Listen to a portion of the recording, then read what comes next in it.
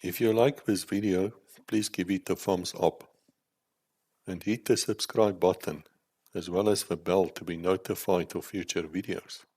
Thank you. Hello Internet, we are back and we have a man himself, General McGill, Alexander, paratrooper of note. I've heard many good stories about this fellow from the other people who've been on the show before. Sir, welcome back here. Thank you for your time. We really appreciate it. Now I have to ask you, we went through the first episode, your childhood. We saw our school, Potchefstroom Boys High. They don't have a nickname or something, sir, which you refer to them.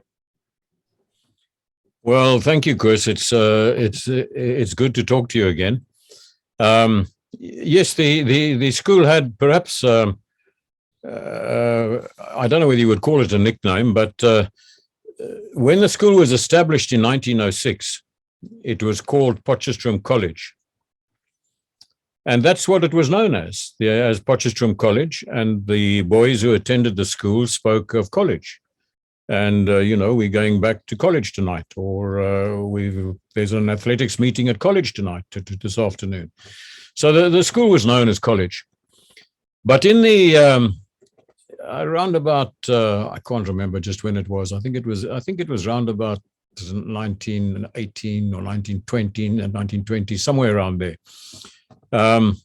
The Transvaal Education Department made this unfathomable decision that a high school cannot be called a college. So a high school, all the government high schools must be called high school because that's what they are. So the school had to change its name to the High School for Boys, Potchefstroom, instead of the Potchefstroom College.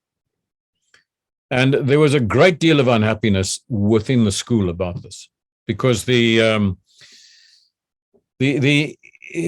private schools in South Africa, like St. John's College, they were still called, they were allowed to be called colleges because nobody could stop them being called what they called themselves. And there were colleges all over the country. There was Hilton College. There were government schools in the other provinces. There was Dale College. There was Queen's College. There was Gill College. There was Graham College. So you had schools called college all over the country. In Natal, you had the Maritzburg College. In the Free State, you had Grey College. So there were high schools called colleges everywhere. But we were the only one that was told, you cannot be call yourselves college. You've got to be called a high school. So that's what the school was officially known as. But within the school grounds, nobody called it the High School for Boys or Boys High. You called it college. Everybody spoke about college. And we to this day, the boys call the school college. And there are some teachers who not very well versed in the historical and traditional side of it, who like to call it Boys High. But the fact is that it's called college. It's Potchefstroom College, and everybody refers to it as college. And when we were at college, what house were you in when you were at college? It was the part of the lingua franca for every boy who had been there. And all the girls at the girls' high referred to us as college, the boys from college, oh, he's a college boy. I'm afraid we weren't quite as complimentary to the girls, in the name that they were given. We referred to them as hags, and we spoke of the girls' high as hags or hags high.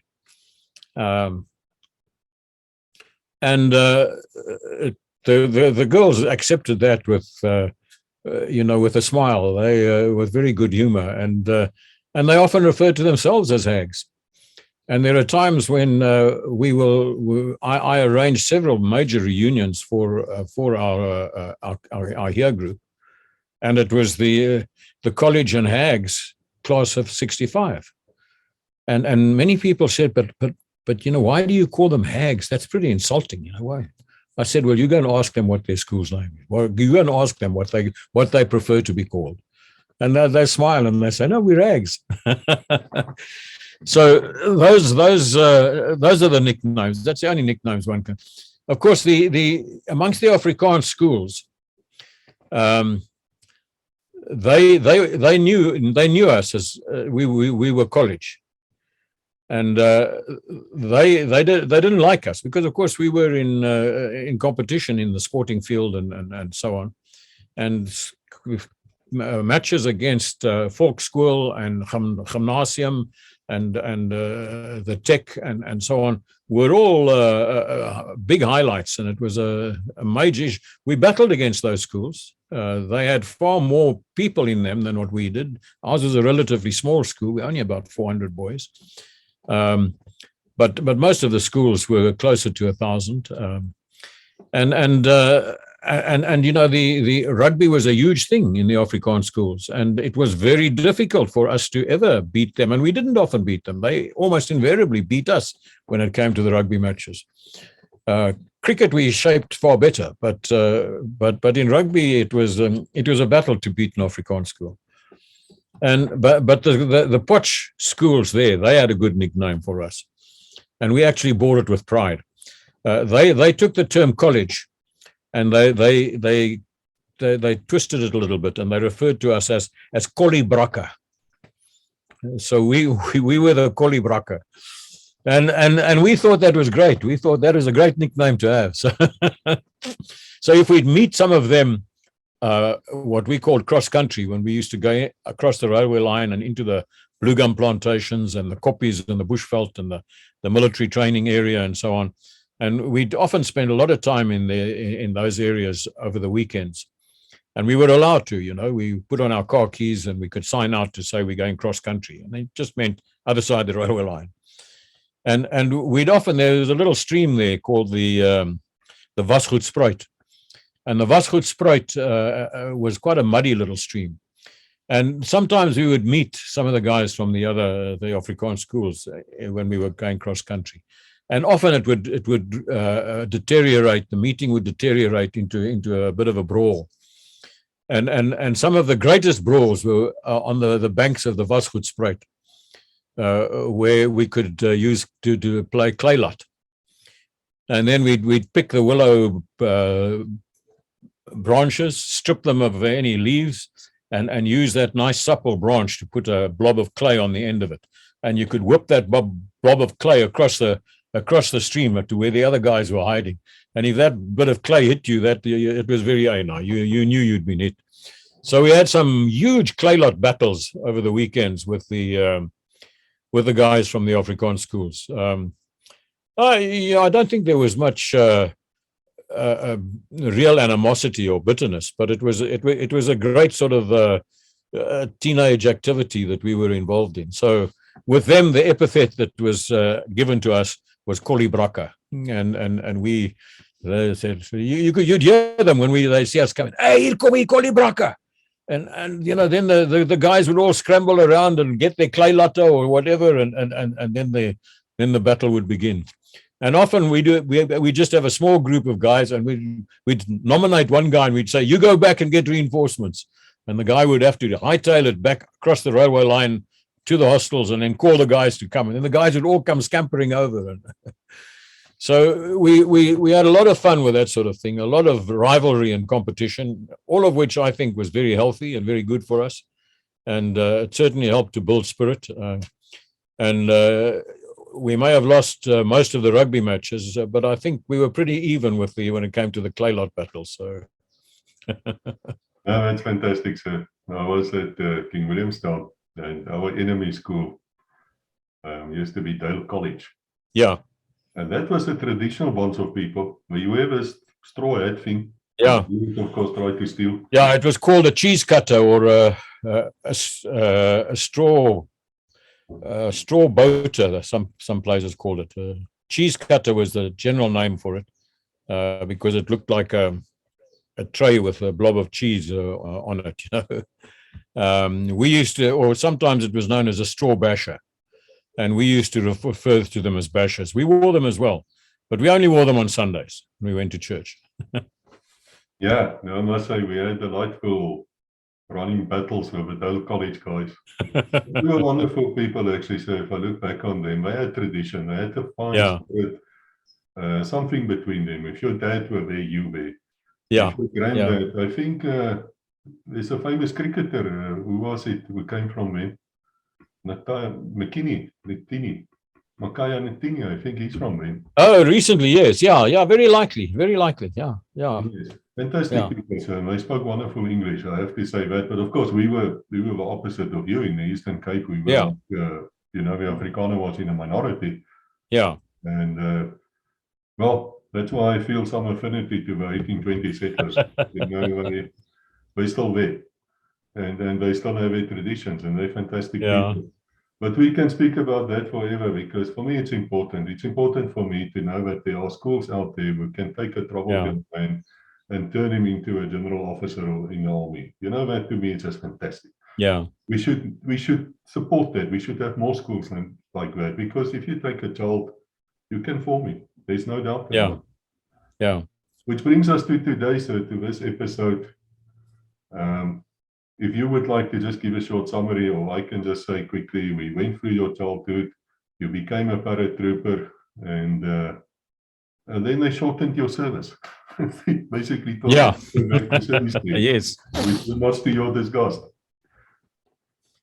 Yeah, I think I had very mixed feelings about that. It was a hard life in the military, and it was a restrictive life.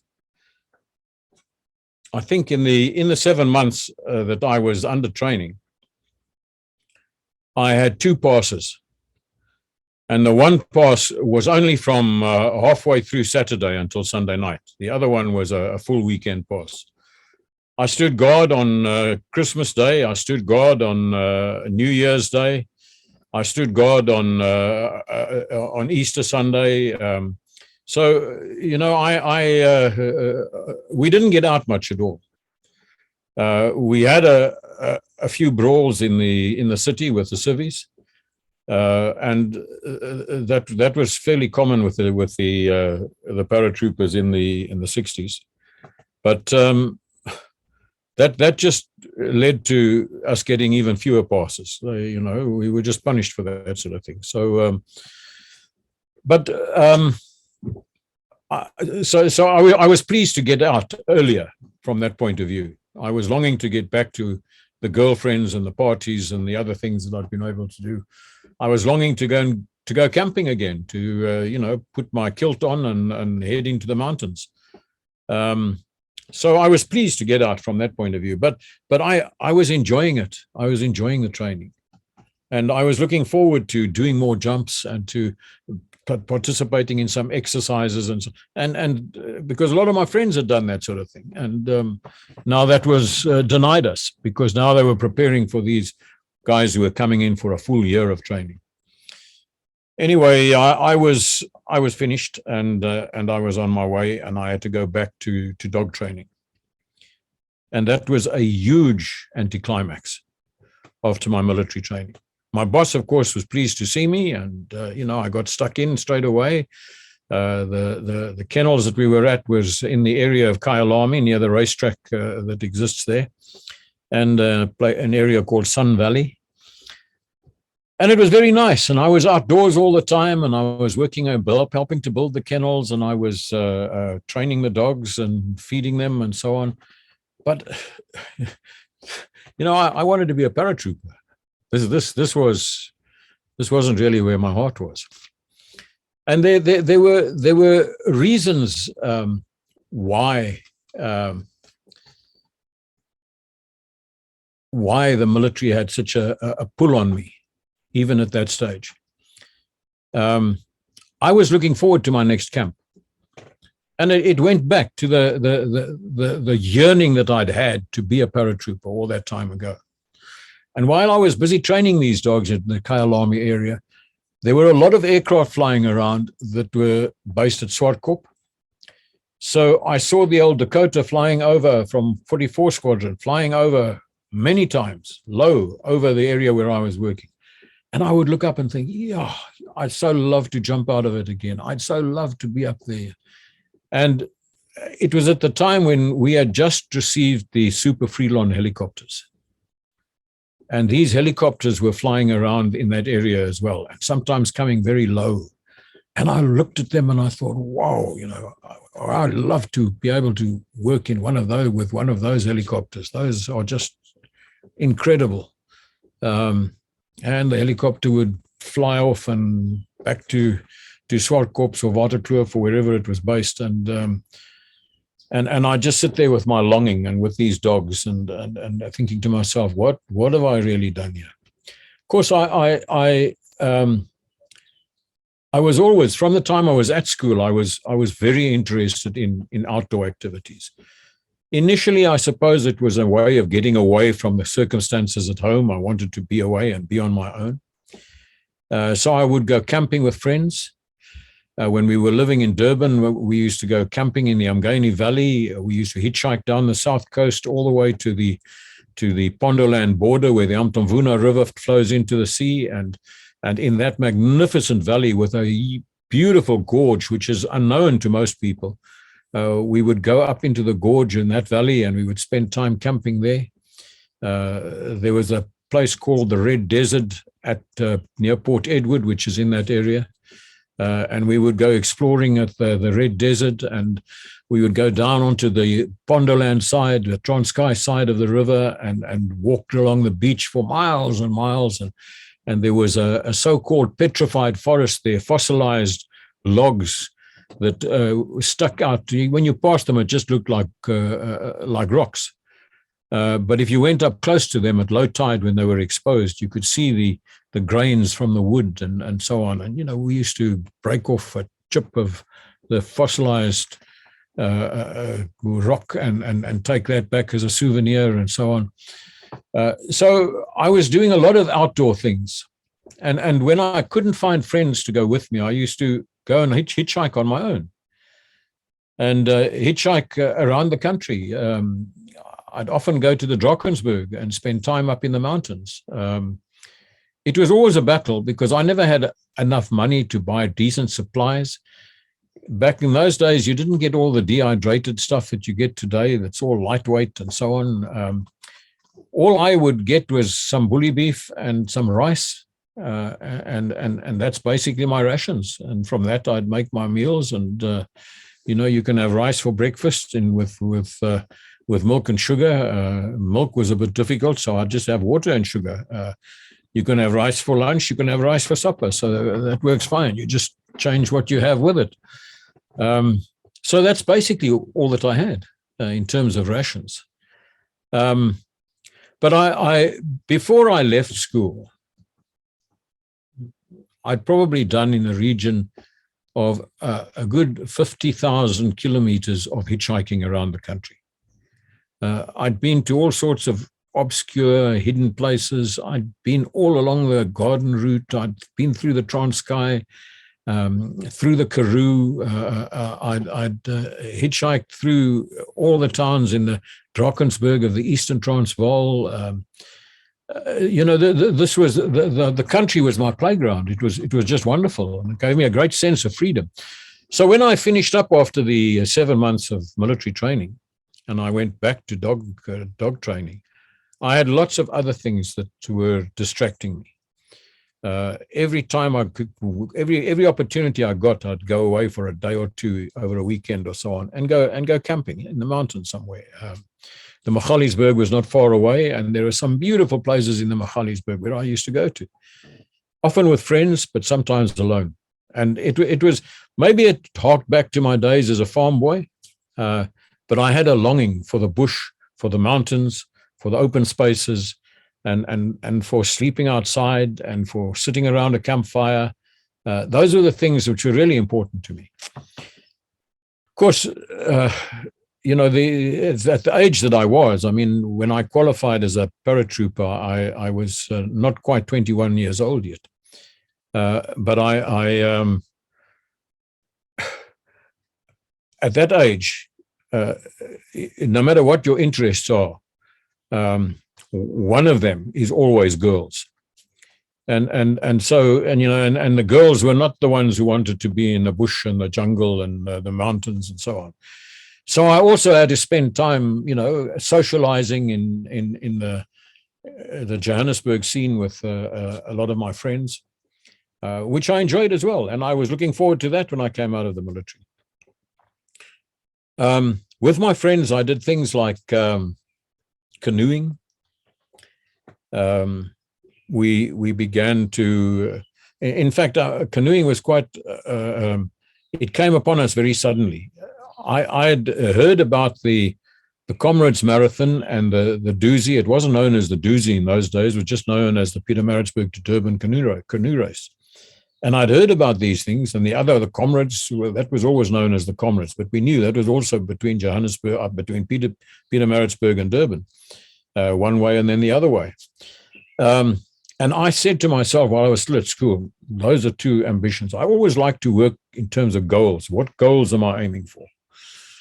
And I think my last 2 years at Potch, that became very important. The teachers sort of impressed on you the importance of setting yourself goals and working towards those goals. And while I was still at school, I had this goal that one day I want to do the Comrades and the Dusi. And a year after I'd left school, when I was busy training dogs at the Guide Dog Association, I decided I want to do the Dusi now. And I wrote to a fellow called Ernie Pierce, who was one of the pioneers of the Dusi, and who built canoes in Pietermaritzburg. And I said to him, you know, what do I do to take part? He said, well, first of all, you got to get a canoe. So I said, well, where do I get a canoe? He said, I'll build you one. You are looking for a single canoe or a double? I said, in those days, you had to do the Dusi with a partner. You couldn't do it on your own. Either two singles or one double. It was disregarded as essential because the Umsunduzi and the Umgeni Valley in those days was still a pretty wild place. So I had this friend, a very close friend, who'd been with me at primary school in Potch and in high school, and who then went to the Air Force Gymnasium, and who used to support me financially when I was in matric, Dudley Woodward. And Woody, as he was known, he and I used to spend our weekends camping and hiking and doing all sorts of other things. He was very much like me in that sense.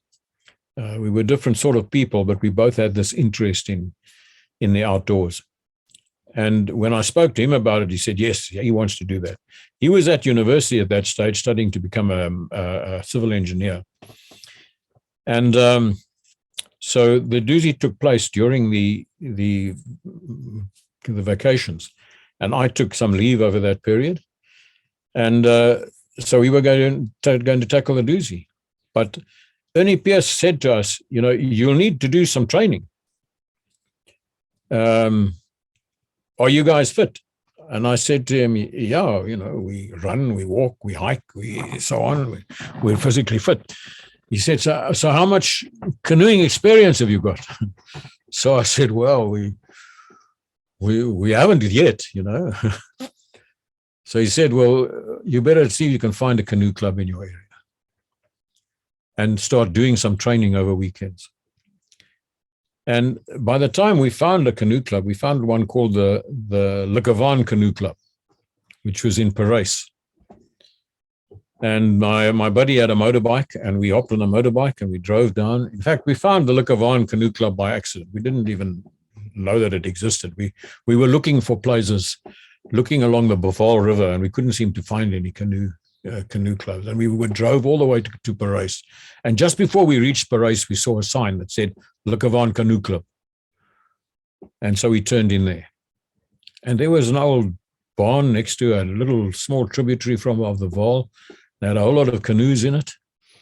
And we went to go and speak to a guy.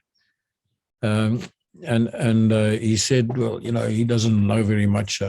Ask that girl over there. So we went over to this girl, and she, girl with long blonde hair, and she turned around. And I looked at her, and I said, Val Harding. And she looked at me, and she said, yes, I know you. And she had been at school with the two of us at Potchefstroom Central School, the primary school in the hostel. And so we knew one another. And then afterwards, when we went to high school, she went to the convent, which was the only other English-speaking school in Potch. So she matriculated at the convent. I think she was a year or two behind us. I can't quite remember. But anyway, Val Harding, we told her what we were doing. And she said, but have you guys canoed before? And we said, no. She just sort of shook her head at us. But she said, but we found out that she lived in Paris, and that's why she'd gone to school in Potch at the boarding school.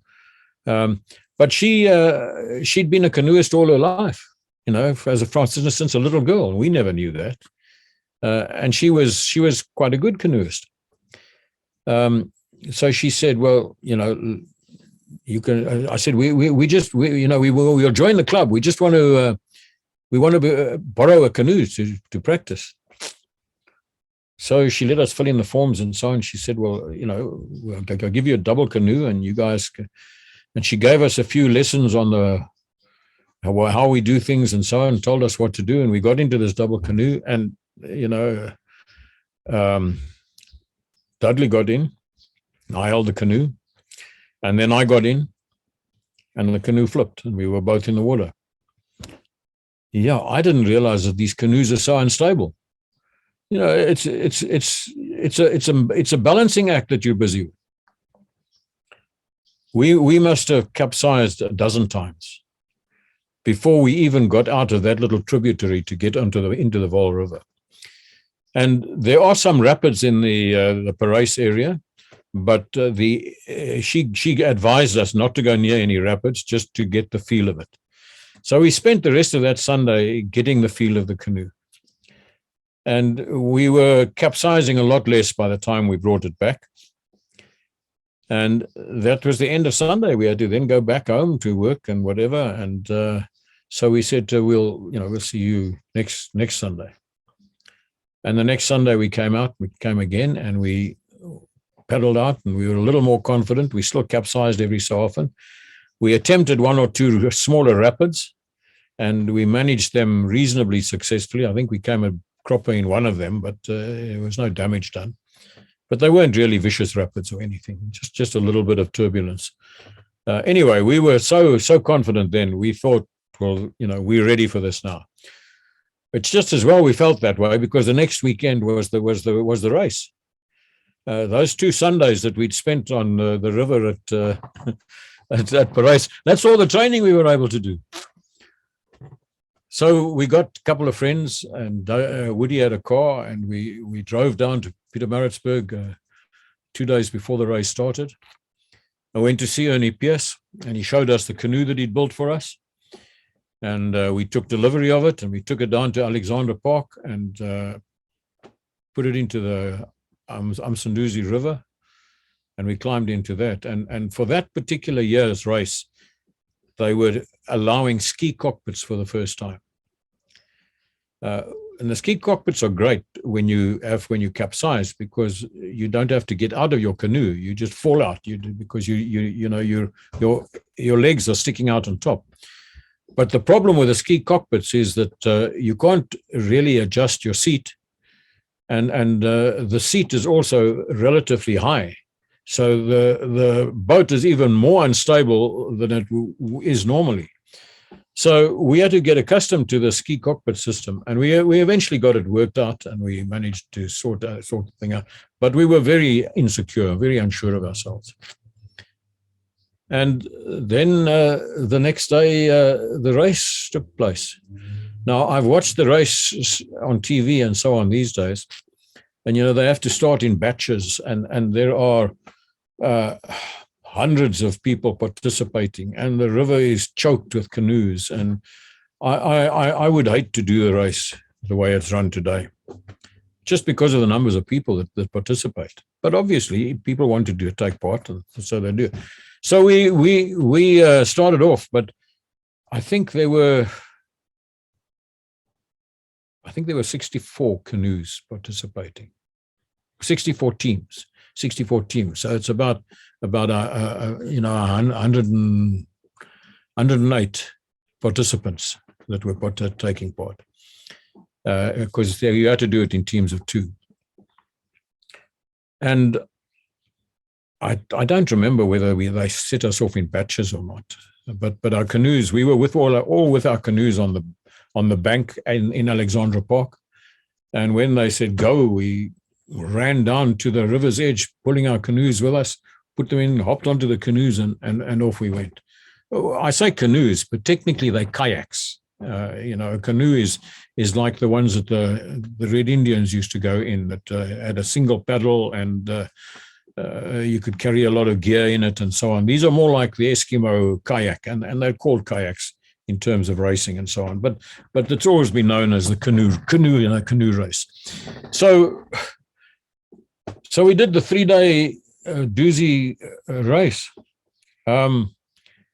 and it was tough. It was extremely tough, particularly some of the portages. The one particular portage known as Burma Road was up an extremely steep hill and then down the other side to the river again. And the river went in a big loop.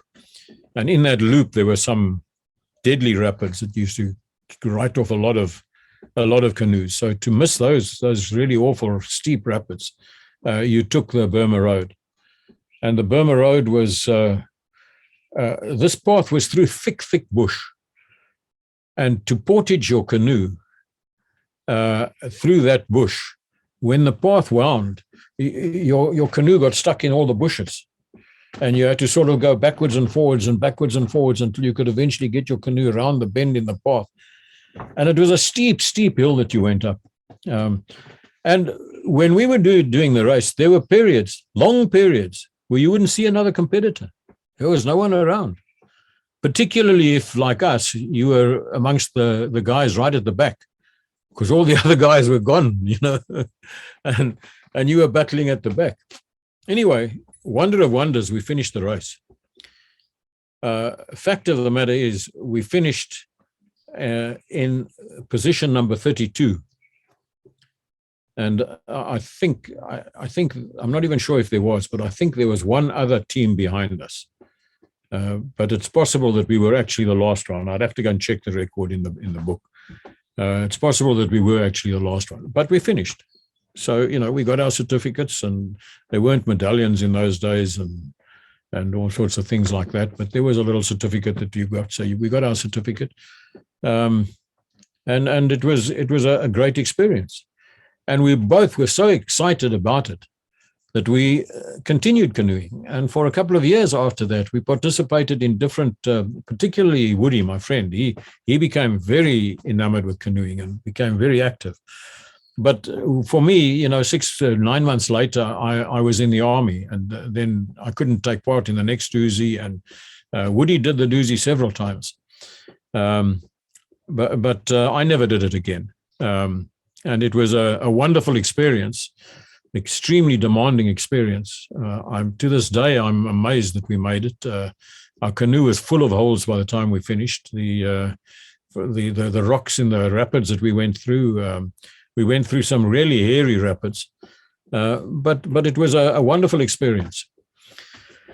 So these were the sort of things that I was involved in, and I was very active in besides hitchhiking, which I normally did on my own, because I wasn't going anywhere. I was just touring, and any friends would say to me, "But where are you going to?" And I'd say, "I don't know. I'll see when I get there. I'll just hitchhike along whichever road looks interesting." In those days, you could do that. It was quite safe to hitchhike. You never had any problems of any sort. I certainly never had problems. And I say, I did well over 50,000 kilometers of hitchhiking around the country, just in all sorts of areas. And I never had serious problems. One or two queers tried to pick me up, but that never bothered me. I'd slap their hand away and tell them to behave themselves. And the next time the car slowed down or stopped, I'd bail out with my kit and I'd wait for the next one. So it was never a big issue. I never had a big problem. Besides the hitchhiking and the hiking and the canoeing and the camping, we also started doing a bit of caving, speleology, finding narrow caves in the mountains, and then crawling through the passages and seeing where it went to and what you could find. And that was a little. That is a little tough because, if you suffered from claustrophobia, that's not the sort of thing to get involved in. Unfortunately, I don't think either of us suffered from it. I know there were many times when I had to exercise mind over matter, and you'd have to say to yourself, look, I'm closed in this narrow little tunnel, and it feels as though I'm stuck. But I'm not stuck. We're just going to have to figure out a way to get out here and to get around, to get to the next spot. And if necessary, we'll wiggle our way backwards to get out. By concentrating your thinking and forcing yourself to be rational, you could control the situation you're in, and you could get through it without panicking and losing your mind and doing something foolish that could result in your death or someone else's. So we did a bit of that as well. But one of the things that I found myself getting involved in was directly as a result of my not having been balloted for the military. Because as I mentioned previously, all these friends of mine that were never interested in soldiering, but they were called up. And when they went, they thought, well, paratroop sounds like a good idea, and they volunteered. And then they did the PT course, and they qualified and got their wings and strutting around with a burgundy beret on. And here I am, the guy who at school was telling them about how I was going to become a soldier and a paratrooper, and I'm training dogs. So I thought to myself, I've got to do something to even this a little bit, because they all, when they qualified, they could buy a blazer, a black blazer with a 1 Parachute Battalion badge on the pocket, and they would wear this blazer with their tie with a little parachute wing on it, and they'd say, let's go to movies on Saturday night, and say, good idea, and we'd all meet for movies. In those days, it was normal to wear a collar and a tie and a jacket when you went to movies. It sounds crazy today, but we used to do that, young guys. Sometimes we'd take girls with us, and these guys would all be there in their paratrooper jackets with a badge on. Yeah. So I thought to myself, no, this is not on. I got to do something about this.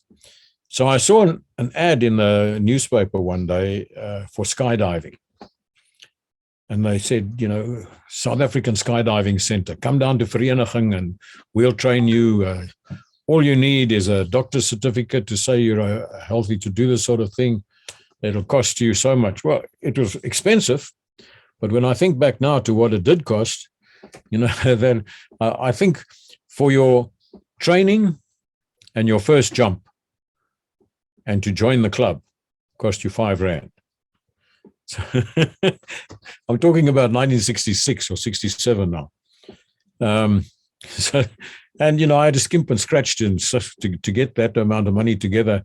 And of course, I had to go to a doctor and have an examination to be able to present a certificate and so on.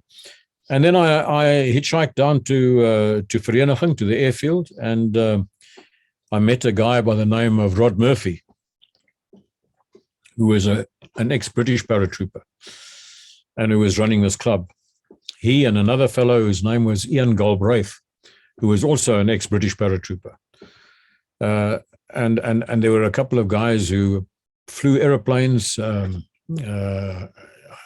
think his name was Henry or Harvey de Toy, was the pilot of the little aircraft. ZSENF was the little Cessna 185, I think it was, that they used to jump from.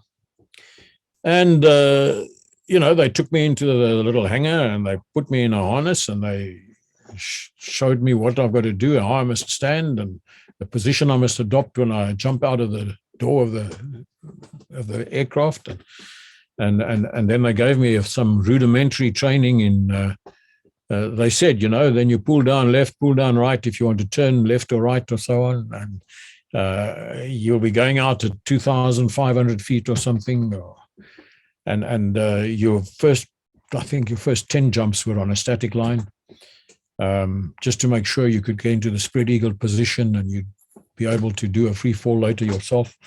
And so you did your jump, some very rudimentary training in how to land. And I think the training took about 2 hours. And now I climbed into the aeroplane, they took me up and kicked me out. Well, they didn't kick me, They told me, climb out, and you climb out onto the swing on the little strut, and you hold onto the wing spare strut, and you handle over here, and then the guy says to you, go, and you throw your arms out and go backwards, and you spread eagle as best you can, and the static line is pulled out and the parachute opens. So I did all of those jumps. I think you had to do the 10 static line jumps, and then before you could qualify to buy the blazer badge that they had on a blue background. And so I did that, and I graduated to doing free fall. And I was so chuffed with myself now. Now I'm also qualified. And I bought myself a fancy blue blazer. And the next time we all went out to movies, and they were all there with their one paraben blazers on, I pitched up with my South African Skydiving Center blazer on. Thinking, now I'm one of you guys. They looked at me and they said, so what's this? So I told them. And they looked at me and they said, how long was the training? And then they said to me, so did you do a PT course? So I said, no. So they said, so you weren't even selected. Anyone can go and do that. So I said, no. So, tell us another story. Anyway, they didn't accept it at all. They're paratroopers. That's different.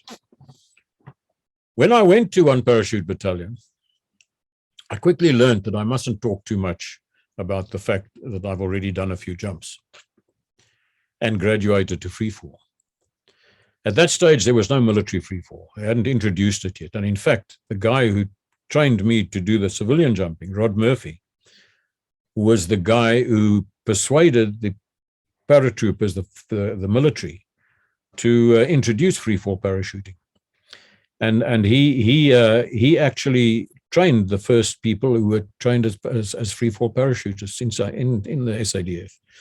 They made him a sergeant in the citizen force, and he was able to instruct in the hangar. They made him do the basic parachute course over again, so he qualified to wear a South African wing, because he was a qualified British paratrooper. But despite the fact that our first paratroopers had been trained by the British, they weren't prepared to accept that. He had to start from scratch.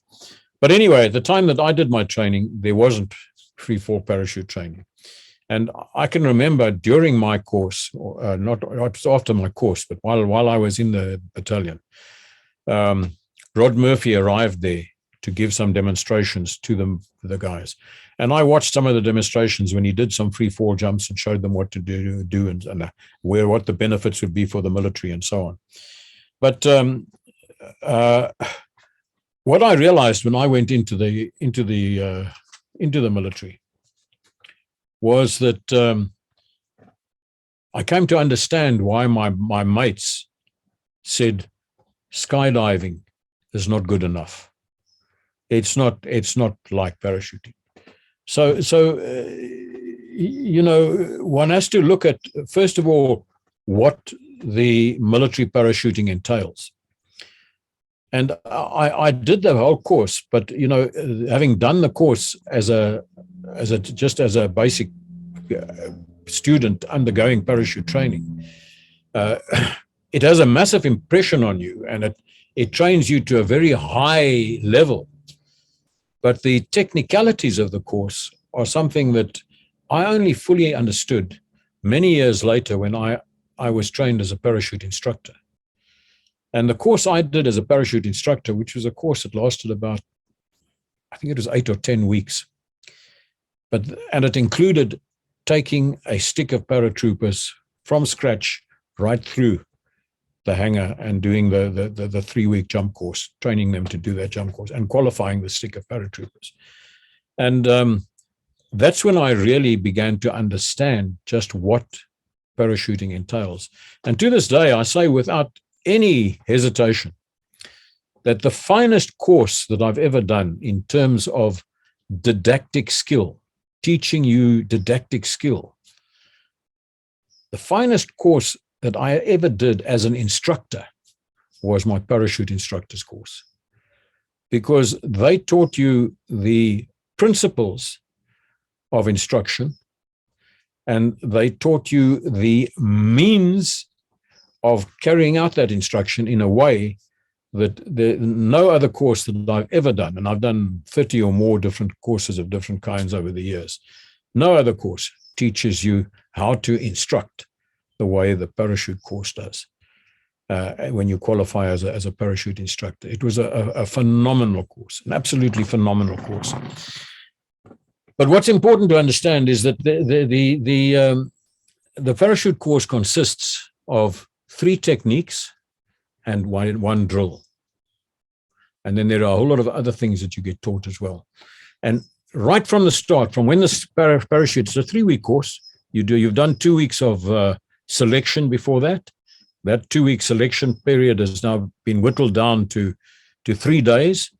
The interesting part about it is that the 3 days that they do now, when you add up the amount of time that they put into those 3 days, it's exactly the same as what they used to do over 2 weeks beforehand.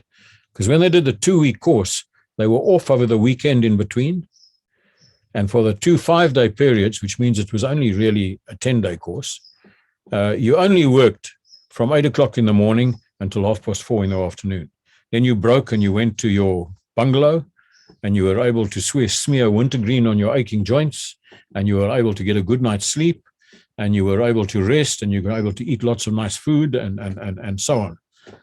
With a 3-day course that they present now, there's no break.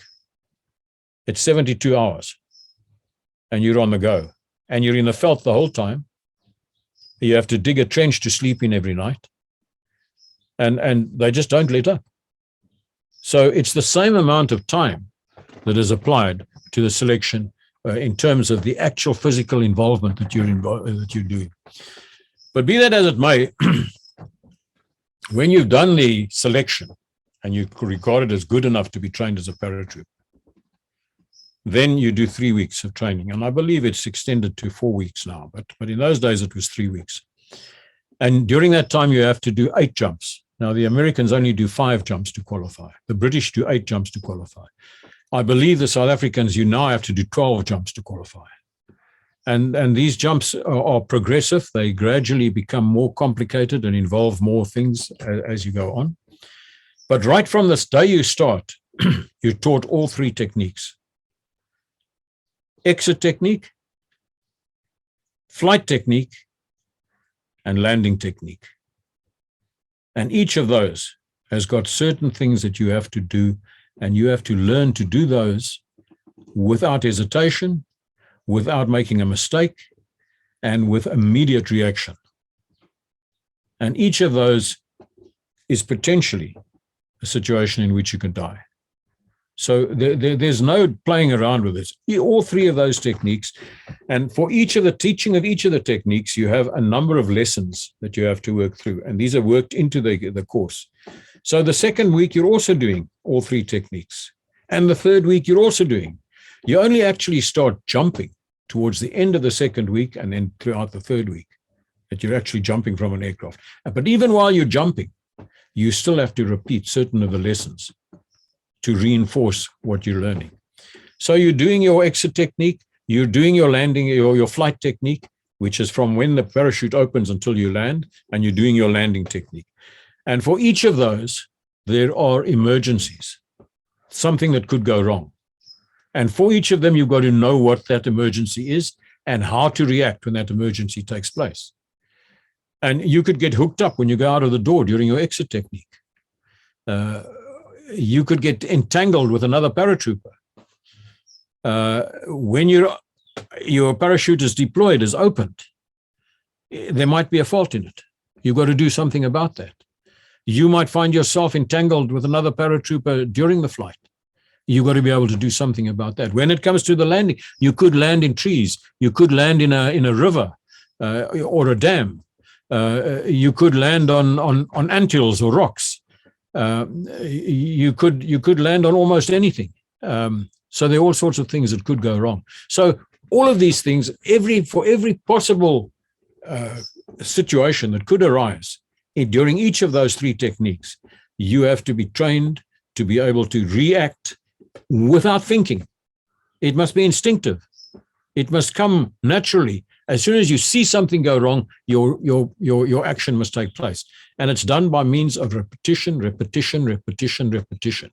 So the civilian guy, I say, but what do you want to train people for so long for?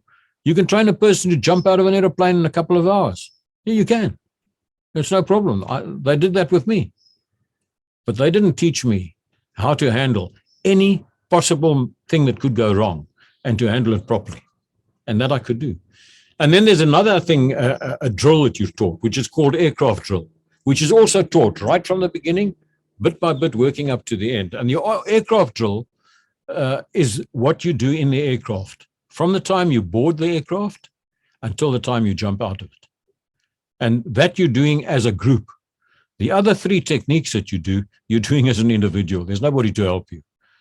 But in the aircraft, you're a group, and you've got to be able to operate and function as a group without getting in one another's way and making everything work smoothly and rapidly so that you can get everything sorted out. So that taught me immediately that military parachuting and civilian parachuting are two very, very different things. They also taught you during your jump course how a parachute functions. Now, when I did my civilian skydiving, it didn't matter to them whether I knew how a parachute functions or not. You know, it taught me some rudimentary stuff about emergency drills. But when you're doing a parachute jump in civilian life, you're opening at 2,300 feet. If you're jumping with a static line, you're jumping from 3,000 feet. In the military, you're jumping normally from about 800 feet. Sometimes, if you're very lucky, they'll drop you from 1,000 feet to give you a bit of a thrill. But generally from 800 feet. And if it's an operational drop, they want to get you to the ground even faster. So they'll drop you from 600 feet. And you know, the Germans claim, I'm still not sure whether it's completely true or not, but the Germans claim that during the Second World War, they used to jump from 300 feet. Now, it's possible because the German parachute opened differently to the way our parachute does. Our parachutes, modern parachutes, open rigging lines first and then the canopy. The German parachute opened canopy first and then the rigging lines. And it was a very quick opening, and it was much like our reserve parachute would open. But it was also a huge shock when it opened. So this was a considerable possibility for the Germans to have jumped from 300 feet, but I certainly wouldn't like to jump that low. Normally, with our parachutes, you drop for about 200 feet before your parachute has completely developed. So if you're jumping from 600 feet and your parachute is only fully deployed at 400 feet, then you've only got 400 feet before you reach the ground. And your parachute is descending nominally at a speed of around 18 feet per second that you're coming down. But in effect, it's often much faster than that because it depends, one, on the wind, and two, on the weight that the parachute is carrying. A big guy comes down faster than a small guy, despite what Newton says. Certainly, when he's suspended beneath a parachute, he comes down faster. Secondly, if the parachute is relatively old, then the porosity of the canopy starts deteriorating, and it will also come down faster, which is why parachutes have a specific life after which they must be tested for porosity. But if you've got a parachute where the porosity is not so good, you're going to come down faster. And then thirdly, any additional weight that you're carrying increases the speed of descent, the rate of descent. And when you're doing military parachuting, you're always carrying extra weight. You're carrying water bottles, you're carrying ammunition, you're carrying a rifle, or it might be a mortar tube or an anti-tank weapon. It might be a light machine gun. It might be extra belts of ammunition. It will be your big pack with all your rations in it and all the other stuff.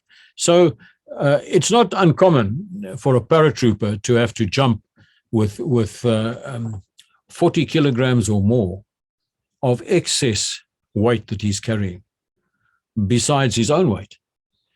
And that increases the rate of descent as well. So there's a very big difference between the paratrooper coming down and the civilian coming down with no extra stuff on him and a nice gentle rate of descent. But there are other differences too. The one difference I already referred to, and that is that a military paratrooper is selected. Civilian parachutist, the parachute club wants members, and they want money too. So they're going to push for you to qualify, even if you've got all sorts of issues. They're going to try to do their best to overcome those issues. The military can't deal with people who've got issues. You become a risk to the rest of the company or battalion that you're a part of. So if you're a risk, you're out. They can't deal with that sort of thing. If you've got some sort of personality quirk, that makes you unsuitable. So there is a selection that takes place amongst paratroopers that the civilians don't have to worry about. It's not important for them, and there are reasons for the selection, and I'll mention those briefly. But the other thing is that and I've already referred to that. The training is very different. You have intensive and extended training for a paratrooper. For a civilian, you have very superficial training. Nothing more is really required because you jump under ideal situations. The civilian doesn't have to say, "Oh, the wind is a bit." I don't think we'll jump today. In the military, you do have limits when it comes to the wind, but those limits are there's less of a limit in an operation than there is during training. You don't want to write people off unnecessarily during training, but during an operation, you've got to take extra risks. So there is a reason why the training is so much more intensive and over so much of a longer period, and why it takes you 8 or 12 jumps to qualify in the military, whereas that's not necessary for the civilians. The jump height I've already referred to. When your parachute opens and you're 2,500 feet above the ground, if something goes wrong, you have quite a lot of time to sort out that problem, relatively speaking. If you're jumping from 800 feet and something goes wrong, well, then you're already down to 600 feet. And it's going to be a couple of seconds before you hit the ground. So if something goes wrong, you don't have time to think about it and to say, what shall I do here? You don't have time for that. When you see there's something wrong, you need to act automatically.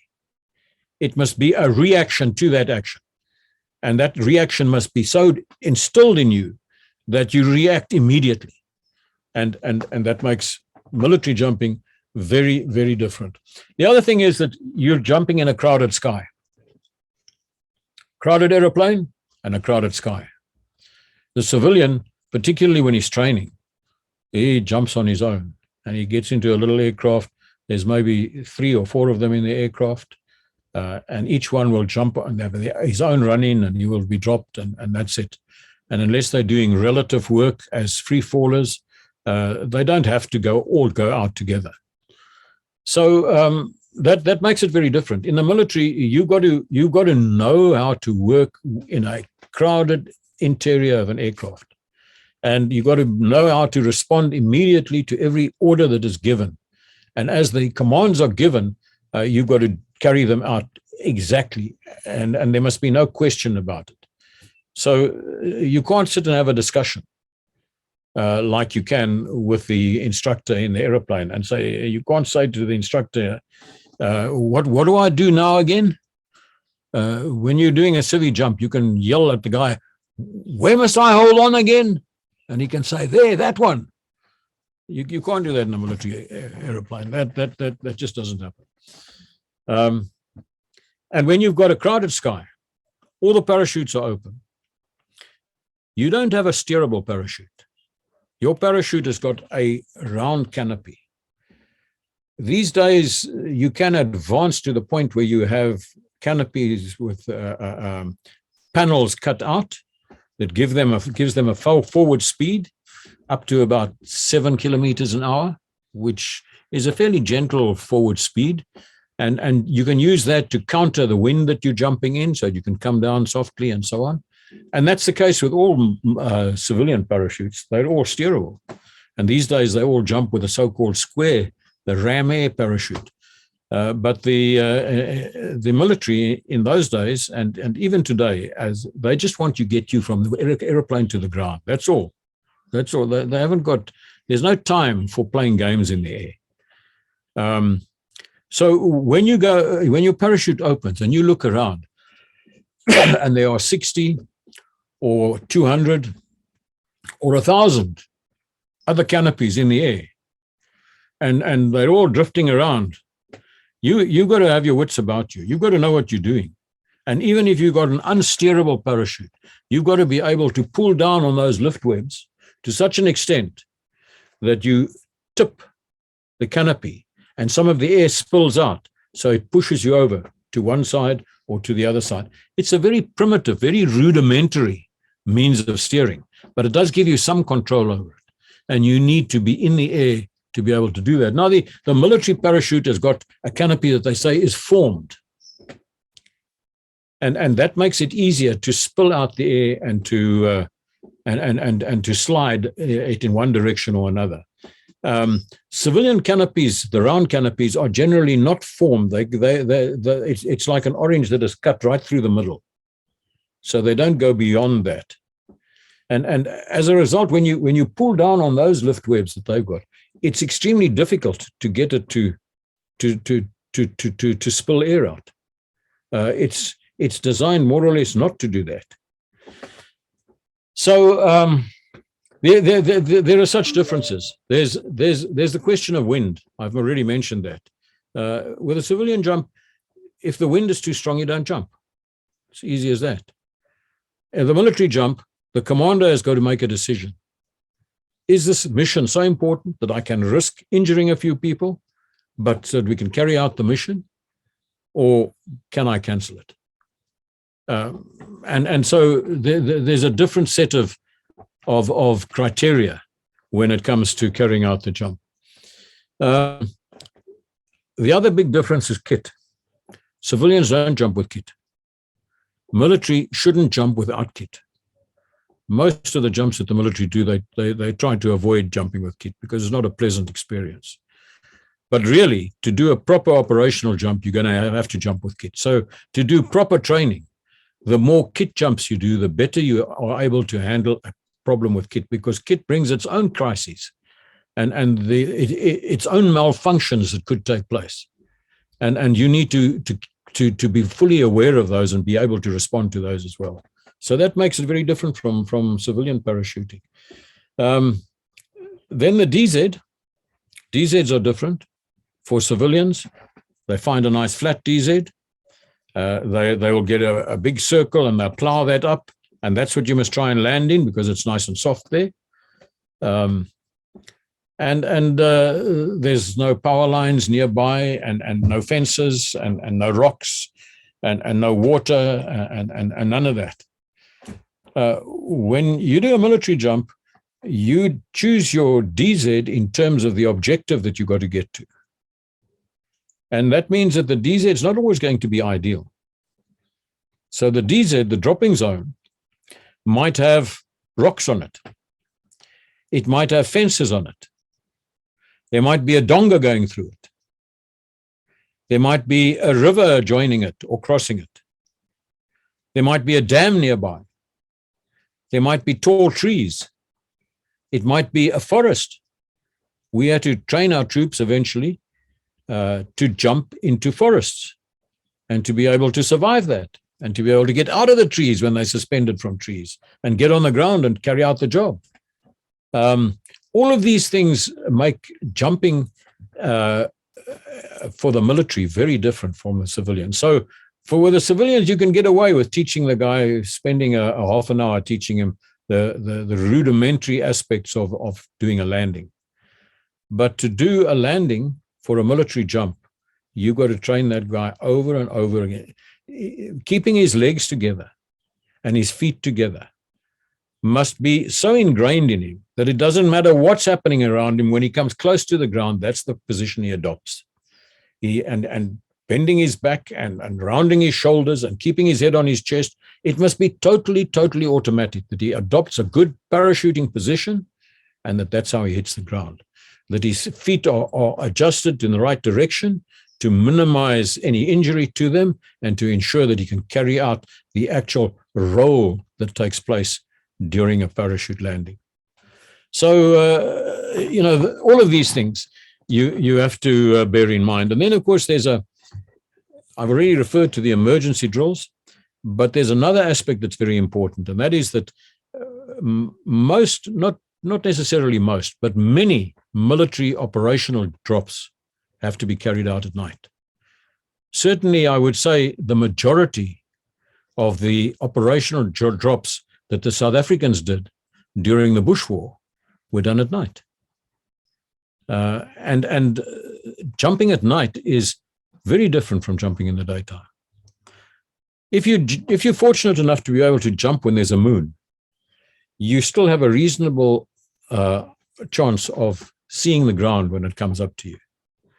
But if your jump has to be carried out on a moonless night, you see nothing. You can't tell which direction you're moving in. You cannot tell when you're going to hit the ground. You come down in pitch darkness. And unless you're able to maintain a very good parachuting position under those circumstances, you're going to get hurt. You're going to get hurt.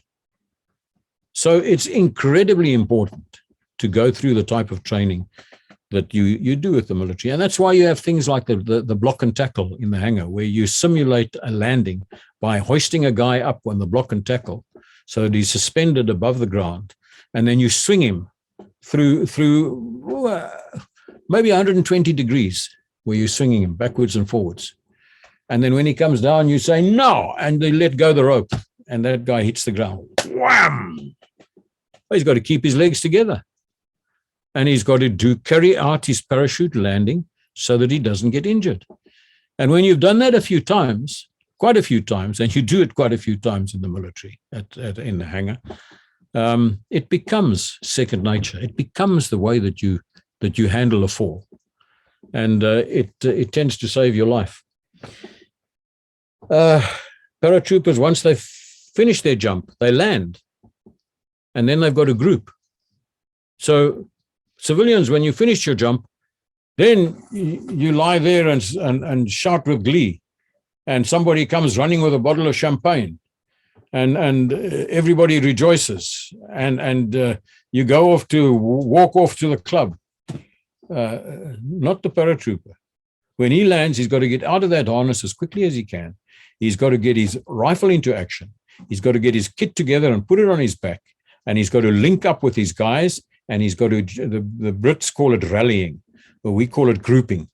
You've got to group with the rest of your unit, and then you've got to set off immediately. Maybe you go directly into action. Maybe you've got to first cover a distance before you go into action, but you've got to get on with the job.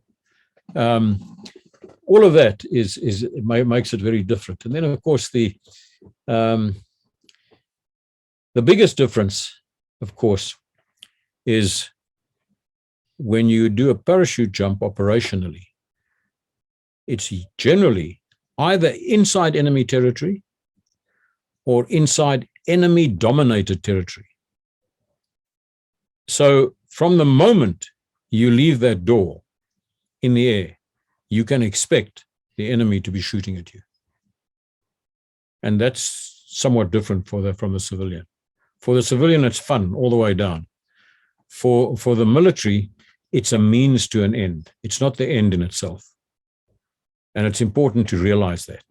And that's why it's so important that the paratrooper must fully master every technique and every drill that is involved in parachuting, because there's no room for mistakes and there's no time to try and remember what the problem is.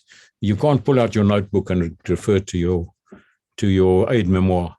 There is nothing like that in military parachuting. So I began to realize that while I was undergoing my military training and when I was doing my parachute course. And I realized it more fully years later when I became a parachute instructor. Then there's the other aspect around free fall. I've heard many civilians say, but why do the military insist on using round parachutes? Why don't they use modern parachutes? Are these square ram air parachutes that are fast forward and very controllable, and you can land easily, and you can land with heavy kit and far, far better parachute, all of which is true. But what they don't tell you, probably because they don't even realize it, is that if you're doing a mass jump, the only way to do a mass jump is with static line. You can't do it by means of free fall. Static line is the only way you can clear a parachute of paratroopers rapidly, orderly, in the correct sequence, and very close together, so that when they open, they're very close together. Static line is the only way you can jump at a low level. And military, you have to jump at low level. Now, static line with a square parachute, a ram air parachute, you can't do at 800 feet. It's just not possible to do that. One, you'll be very close to the ground by the time your parachute is properly deployed. And two, if something goes wrong with your parachute, you cannot carry out your emergency drills, because with a ram air parachute, you have to, because it's got such a fast forward speed, you can't deploy your reserve unless you get rid of your main canopy. So you have to cut away and get rid of the parachute that's giving you a problem, and then activate your reserve. With military, there's no time for that. There's no time for that. If there's something wrong with your main parachute, you activate your reserve. And you come down with the reserve and the messed up main parachute. And that's how you land. You can't do that with a ram air parachute, because you get what you call a rotating malfunction. It starts going around and around, and it twists around the reserve parachute, and then you hit the ground and die. And I've known people who've died that way. So it's all very well to talk about the military being old-fashioned and using it all. There's a good reason why they do that. But it doesn't mean that the military don't use those parachutes, because there is free fall in the military, and you use free fall in the military. But free fall in the military is a technique that is applied for specialists, where you have small groups that you want to infiltrate into an area without the enemy knowing about it. And then the way that you would do it is normally by halo or by hey-ho, both of which are grouped under HAPO, high altitude parachute operations. So it can be high altitude, high opening, or high altitude, low opening. Either way, you go in and you avoid being picked up by the enemy. The enemy won't pick the parachutists up on radar, and the aircraft will be flying over at maybe 32,000 feet, and the guys go out with oxygen, and they can free fall a long way down, or they can open way up there and they can fly with their parachutes to where they want to land. Either way, it's a highly specialized technique, and only specialist people use it. Normally, the special forces, if they're doing an infiltration by air, will adopt that. And almost always, your pathfinders within the parachute organization, who are not special forces, they are highly trained paratroopers. They don't carry out special forces tasks. They carry out a specific task to provide the means for the main force to land where they have to go to. So they go in ahead of the main force, and they reconnoiter the dropping zone. They don't select the dropping zone. That's done by the commander. Very important to understand that. Pathfinders don't select a dropping zone. The commander selects the dropping zone. The pathfinders go in and reconnoiter it and confirm that it is okay. And then in the old days, they used to mark the dropping zone. These days, with GPS, it's no longer necessary. Thank goodness, because marking the dropping zone was a very dangerous task, and you were likely to compromise yourself and the whole operation in doing it. But pathfinders are still needed to reconnoiter and confirm the dropping zone. And then they can give final clearance. They can say, it's okay, the DZ is safe. So you're cleared to drop. There's no enemy on the DZ. There's nobody, no artillery observers around. There's nothing. You can drop the guys. So that's where free fall is used. It's certainly a part, but for your mass drop of paratroopers, you cannot use civilian ideas. Then of course, there is something else I would like to just say around parachute operations, and these are all things that began to come to me as a young soldier when I first did this sort of training. We started working with helicopters when I was doing my military training. The only helicopters we had access to were the Alouette. And the Alouette, we were fortunate in being able to actually jump from the Alouette. We were the first course that jumped and qualified, or as part of our qualification, we did jumps from the Alouette helicopter. And that was only because there was no Dakota available. But it immediately started things ticking in my mind as to how these things are employed and what the potential is of them. Now, many people like to say, with helicopters, paratroopers have become obsolete. You don't need paratroopers anymore. You would use helicopters. It's much easier. That sounds good, but there are a couple of fundamental flaws in that argument. The first flaw is, unless you have a helicopter that can carry as many paratroopers as a fixed-wing aircraft, you're not going to be able to get enough troops on the ground. Not unless you've got a lot of helicopters. The only people who've got enough helicopters to do that are the Americans and the Chinese and maybe the Russians. But certainly the average country in no way will be able to put as many people on the ground with helicopters as they could with fixed-wing aircraft. The second flaw in the argument is that until such time as helicopters have the range of a transport aircraft, a fixed-wing transport aircraft, they cannot be considered for operations which require crossing major distances. Now, major distances, I'm talking about thousands of kilometers. Some of the best conducted and most successful airborne operations of the past were carried out over thousands of kilometers because of precisely that. You can fly from one continent to another and drop your paratroopers from a fixed-wing aircraft. You cannot do that with a helicopter. At the same time, the helicopter has huge advantages because a helicopter can put down a group of people, not spread over a DZ, the way the paratroopers are, but concentrated in exactly the same spot. So you've got a tactical entity the moment they exit the aircraft, and they can immediately be employed. That's a huge advantage. The helicopter can also approach far lower than what the fixed-wing aircraft can. The fixed-wing aircraft cannot fly nape of the earth. And if you fly nape of the earth, it's like flying along a contour line. staying just above the ground. Helicopters can do that. A fixed-wing aircraft cannot do that. The other thing is that the helicopter can change a DZ or an LZ at the last minute. It can suddenly decide this is not suitable. We just move over to here or we move over to there. You don't have that flexibility with a fixed-wing aircraft. So you have to balance the two out when you decide on what you're going to use. And what's very important is how many of each aircraft do you have? How many fixed-wing aircraft do you have? How many helicopters do you have? What force do you need to put down on the ground? So I think people need to bear this sort of thing in mind. They need to think about these sort of things a bit, because these things do play a role. And people are very quick to make sweeping statements.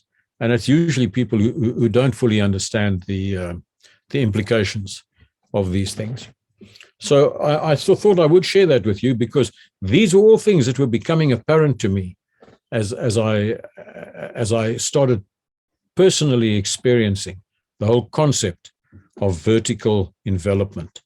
Of course, I had a very, very basic, a very rudimentary knowledge and concept of these things at that stage.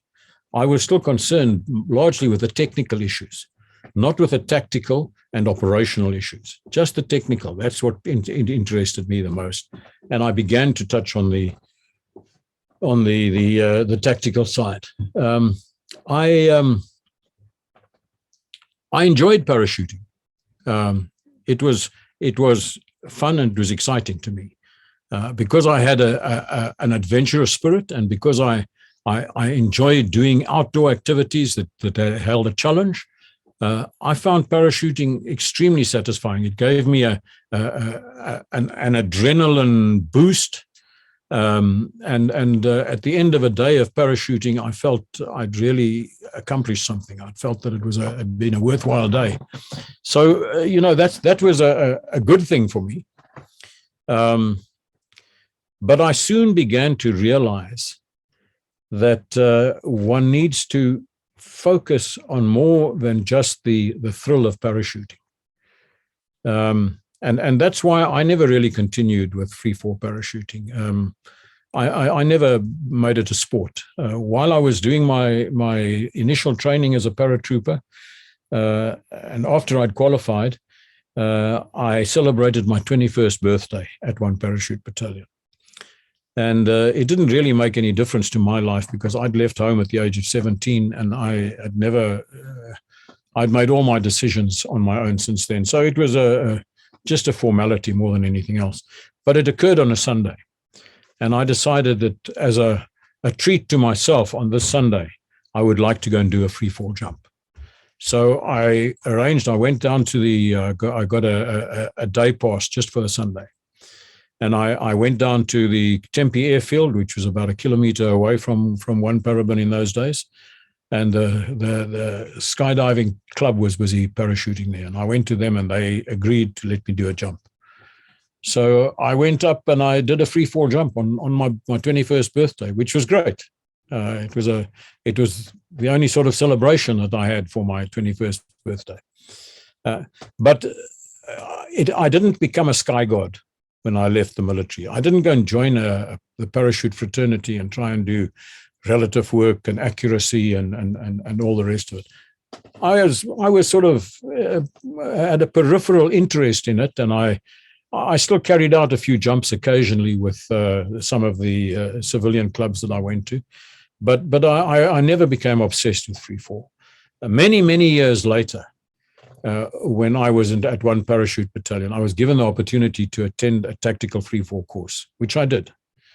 I can't remember, it's about a 3-week course, and we must have done, 5 or 6 jumps every day, sometimes more, sometimes less. And we graduated then to jumping with square parachutes and very much into the accuracy side of things. But I also saw with that free fall course that we were focusing on jumping with kit and jumping at night, and grouping in the air at night. These were not sort of things that were part of civilian parachuting. So it was also very, very different. And in that sense, I was exposed to the concept of parachuting for the specialists, like our pathfinders, and how they would do this sort of thing in operations. And we had certain tests that we had to qualify in doing, certain maneuvers that we had to do in the air in order to qualify as a tactical freefaller. And I successfully went through all of that. So I was very pleased to get that qualification. But it never became an obsession with me. I never wanted to just jump every weekend and that sort of thing. For me, it was never the end in itself. For me, parachuting was always the means to get to the end. That's what it was. That's all it was. It was the means to get to the end. And that's how I viewed it. So I always felt a little uncomfortable with people who became obsessive about the actual parachuting aspect. Some of those people were important because they helped to develop the means that we were using. But ultimately, I was interested in the means, not at least in the end, not in the means. The means, the parachuting was just how we were going to get to where we wanted to carry out the job. As I say, I returned to dog training,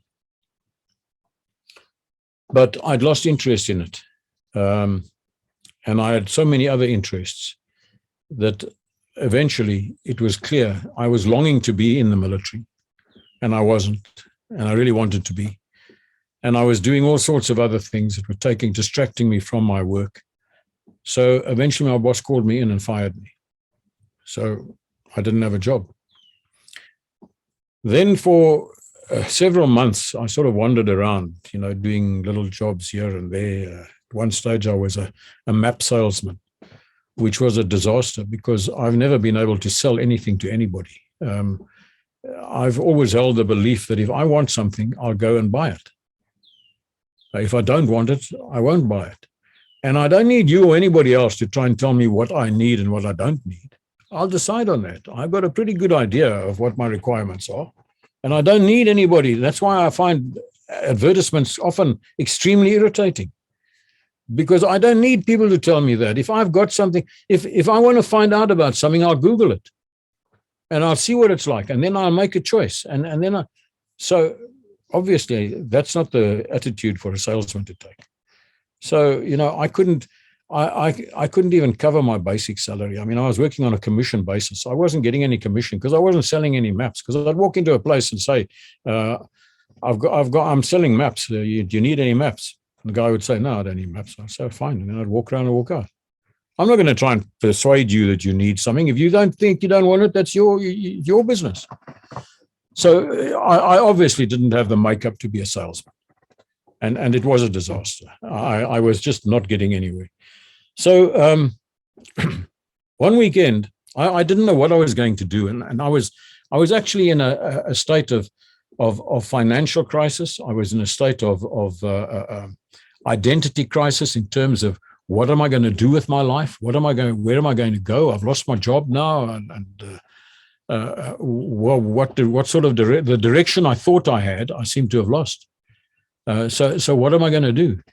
And there was an old boys rugby match taking place in Potch. So I went down to Potch from Joburg, and I attended the old boys rugby match, and I played in the match. And I think it was the last time I ever played rugby on that occasion. I'd been out of school for about 2-3 years at that stage, 3 years, I suppose. And I played rugby, and we had a good game and so on. And my old geography teacher was there, and he called me aside. And he said to me, McGill, what are you doing with your life? I couldn't answer him because I was basically not doing anything with my life. I wasn't going anywhere. So he said to me, I'm concerned about you. This is not what I expected of you. The school had set me on a path. They'd set me right. And now it seemed that I was falling off of the path. I was losing direction. And I said to him, I don't know. I just want to work. I want to go be outside. I want to work outside. So he went into his office, and he came out and he gave me a slip of paper, and he said, here, contact this guy. He runs an organization in Cape Town called the South African Exploration Society. He runs expeditions and camps and courses for young people, school kids, and so on. Maybe he's got a job for you. He works a lot with the different schools. That's how I came to know him. He's a former geography teacher himself. Maybe he'll have you something to offer you. So I said, thanks. I went back to Joburg and I thought to myself, because I was going through a great deal of spiritual turmoil at that stage. I was thinking to myself, now what about the spiritual side of things? Where do I stand? What role does God have in all of this? Does he have a plan for me, or don't I matter? What is the situation? So I thought, well, I need to try and find myself, and I probably need to find God in order to find myself. Now, since I'd been a young man of about 15, when my first really serious girlfriend had told me very emphatically that she doesn't believe in God, I was confused. I didn't know what to do. So I went along and visited temples, and I visited mosques, and I visited churches, and I questioned people, and I asked them, and I read about things, and they gave me books, and I looked at the Quran, and I had discussions with priests in a Hindu temple, and everything that they told me, none of it seemed to make a lot of sense to me. I just, I didn't feel comfortable with any of that. And I thought, this has got to be a personal thing. This is between me and God. God has got to speak to me. So I went back to Joburg after this rugby match, and I took this piece of paper and I wrote a letter to this John Clayton, who ran the South African Exploration Society. And I said to him, I'm looking for a job. This is my background. I don't know whether you're perhaps interested in offering me something. But I'm not really looking for a full-time job. I'm looking for to tide me over for a period. I don't quite know how I could be picky and choosy at that stage, but I was still an arrogant young man and thought that I had all the answers, even though I was searching. I let him know that I'm available, but I set off on an expedition of my own. I posted the letter, and then I set off. I didn't have any money. I left the map. I got a whole lot of maps that I wanted of Lesotho, and I put those together because while I was in the map company's offices one day collecting maps, an American came in, and he said to the guy, this Austrian who ran the map company, he said to him, he's looking for maps. He wants to drive a car from Maseru to the Sinai Pass. So this guy went and scratched around and got maps and so on for him. And I thought, and that sort of set my mind ticking, So when I decided I wanted to get out and get away and just try and find God on my own, I collected maps. So I did a bit of a study of Lesotho from the maps, and I realized I don't want to go from Maseru to Sani Pass. There were pretty rough roads in those days, but there are roads going on. I want to go where there are no roads. So I looked at it, and further south, I saw that if you went from Mohali's Hoek on the Free State border and you headed to Sani Pass, there are no roads. There are 3 successive mountain ranges that you have to pass. You have to cross the Tabaputswa, the Central Range, and the Drakensberg. And there are no roads. There are just bridle paths. I thought that appeals to me. That looks like the right thing to do. So I got maps to cover that. And when I looked at the 1 in 50,000 maps, it was about, I can't remember, 370 kilometers. So to cover that area with 1 in 50,000 maps, and they were not South African maps, they were British maps because the Brits did Lesotho. I would have had to carry a stack of maps. So I said, no, I'm not going to do this. And I got 1 in 500,000 aeronautical maps, which meant that I only had to take 2 maps. and that covered the whole area. But of course, the detail is not very good. So the dotted line that shows the bridle path, when I got onto the ground, I found that that dotted line showing the bridle path was actually about half a dozen different bridle paths, and I could take my choice which one it might be. And so, you know, it was very difficult to maintain the route that you're following with maps like that. But anyway, I set off to do this, and I hitchhiked down to Mohali-Zoek. I had no more money. I'd left the map company now. I had no more money. I bought some rice and woolly beef and peanuts and raisins and sugar and coffee and a few other things, and then my money was finished. I think all of those supplies cost me about 5 rand or something. I had 10 cents left, 10 cents. And I was wearing my kilt, and that had been given to me by my uncle, who'd been a British paratrooper. And it had the tartan of Cameron of Eracht, which was the tartan that was worn by the Cameron Highlanders, which was the only Scottish regiment to field a parachute battalion during the Second World War. So I was very chuffed to have that. So I was wearing my kilt, and in my sporran, the purse that you wear in front on your kilt, I had 10 cents. That's all I had, nothing else. And I hitchhiked down to Mohali-Zoek from Joburg. I got to Maseru, across the border at Maseru, and then inside Lesotho, I hitchhiked down until I got down to the Free State border with where Mohali-Zoek is, down in the south. And I started walking. I estimated that it would take me about 14 days. It's just as well it didn't, because I would have run out of supplies. It wouldn't have lasted me that long. Anyway, I walked. I had an incredible adventure going across those mountains, because I was on my own. I slept next to little streams, on the edge of cliffs, where there was just nobody around. Sometimes a friendly Basotho would invite me into his hut, and I would sleep in the hut there, and he'd give me shelter and so on. The weather was surprisingly good. So I never had any of the bad storms that they sometimes get up there in the mountains. It was still quite cold that time of the year, and I ran into snow in some places, but nothing that was a particular problem, nothing like you guys in Switzerland have to put up with. So I crossed over those mountains. It was tough going. It was quite rough. In fact, I wanted to get some money. Somebody said to me, why don't you get a sponsor to do this get a sponsor for this, and you can earn some money out of it. So I went to walked around to various places, and none of them were interested.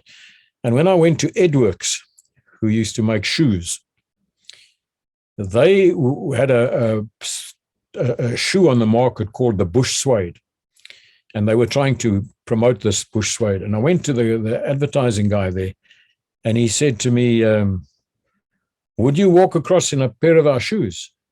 I said to him, if you make it worth my while, I'll do it. So he said, well, how do we know you're going to make it? I said, listen, I'm a paratrooper. If I say I'm going to walk across Lesotho, then I walk across Lesotho. He said, yes, but I don't know that. Yeah, I was being arrogant again. But he said, well, look, I'll tell you what we'll do. We'll give you a pair of bush suede shoes. You walk across Lesotho in those shoes and then come and see us. And we'll make it worth your while if you make it. So I said, okay, fair enough. So I went down, I hitchhiked down. But I didn't trust those bush suedes at all. So I put my paratrooper jumping boots in my pack, in the pack to take with me. But I want to tell you that I did the whole hike with those bush suedes on.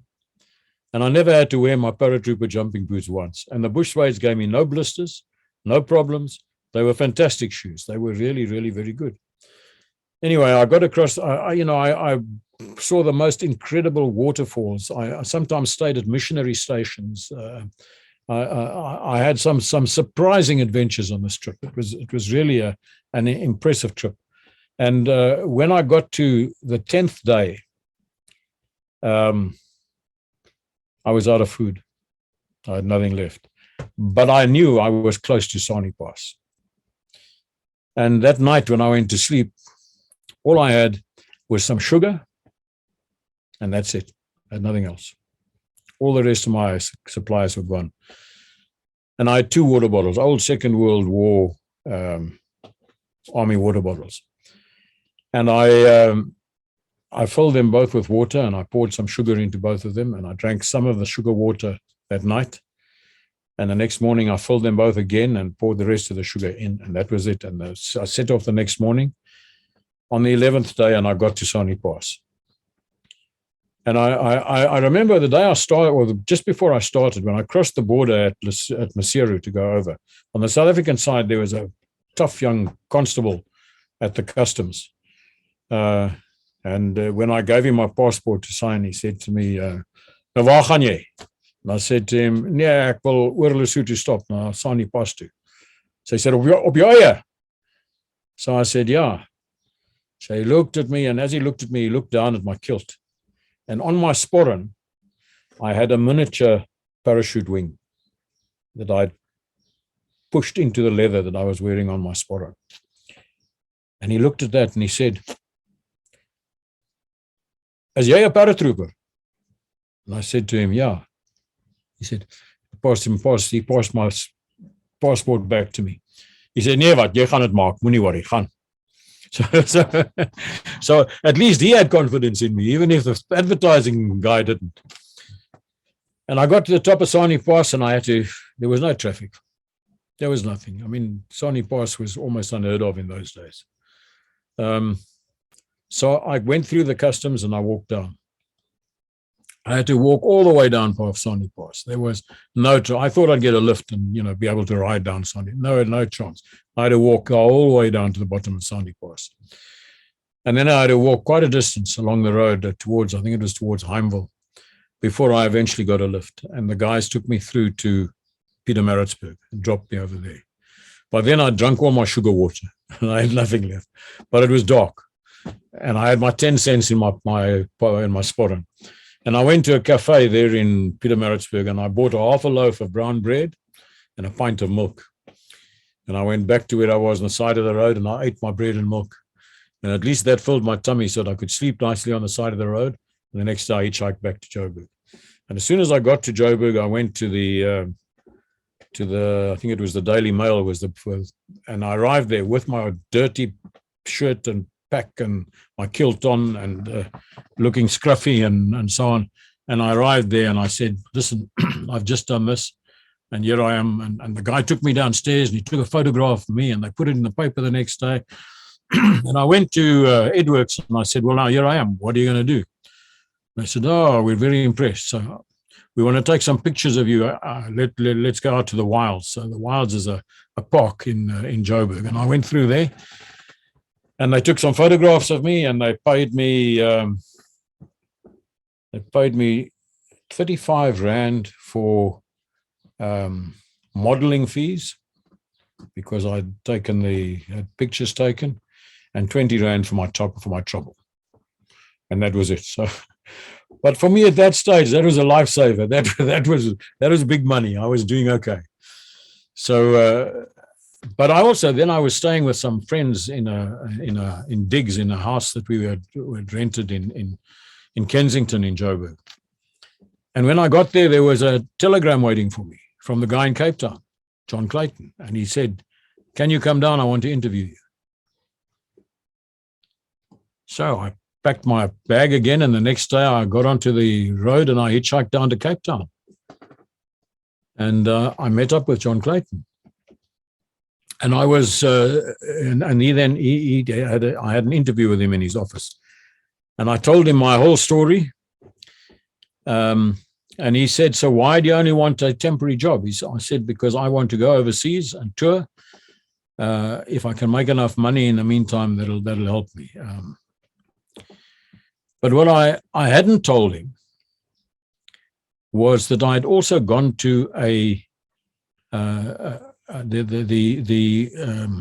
the Daily Mail had been advertising, South African Associated Newspapers, I think they were advertising to recruit 6 cub reporters to serve on a publication that they call the Northern Reporter, which served the north of Joburg. And they wanted to train these cub reporters up on the Northern Reporter to prepare them to become feasible journalists in the South African Associated Newspapers. And I went to an interview for that. And there were over 200 people who came for the interviews. And after John Clayton had given me the job, and I went back to Joburg because he wanted me to recruit kids for his camps during the summertime while I was in Joburg, I got a reply from South African Associated Newspapers. And of the 200 people, in fact, they published that report on it in their newspapers. Of the 200 people they interviewed, they selected 6, and I was one of them. So I was very, very chuffed with this. I thought, this is great. And we were due to start now in January, and this was in October. So John Clayton, when he spoke to me, one of the things after I'd been speaking to him, one of the things he said to me was, he said, you know, you're searching for something. And I said, yes, I know I'm searching for something. I said to him, I'm trying to find God. And he said to me, no, you need to meet with Jesus Christ. So I said, no, I'm not interested in churches. So he said, no, I'm not talking about a church.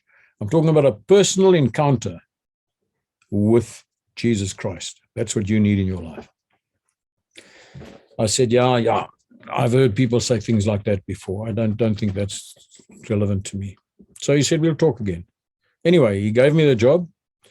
He said, I want you to go back to Joburg and to visit schools and to show a film I'm going to give you and to hand out leaflets.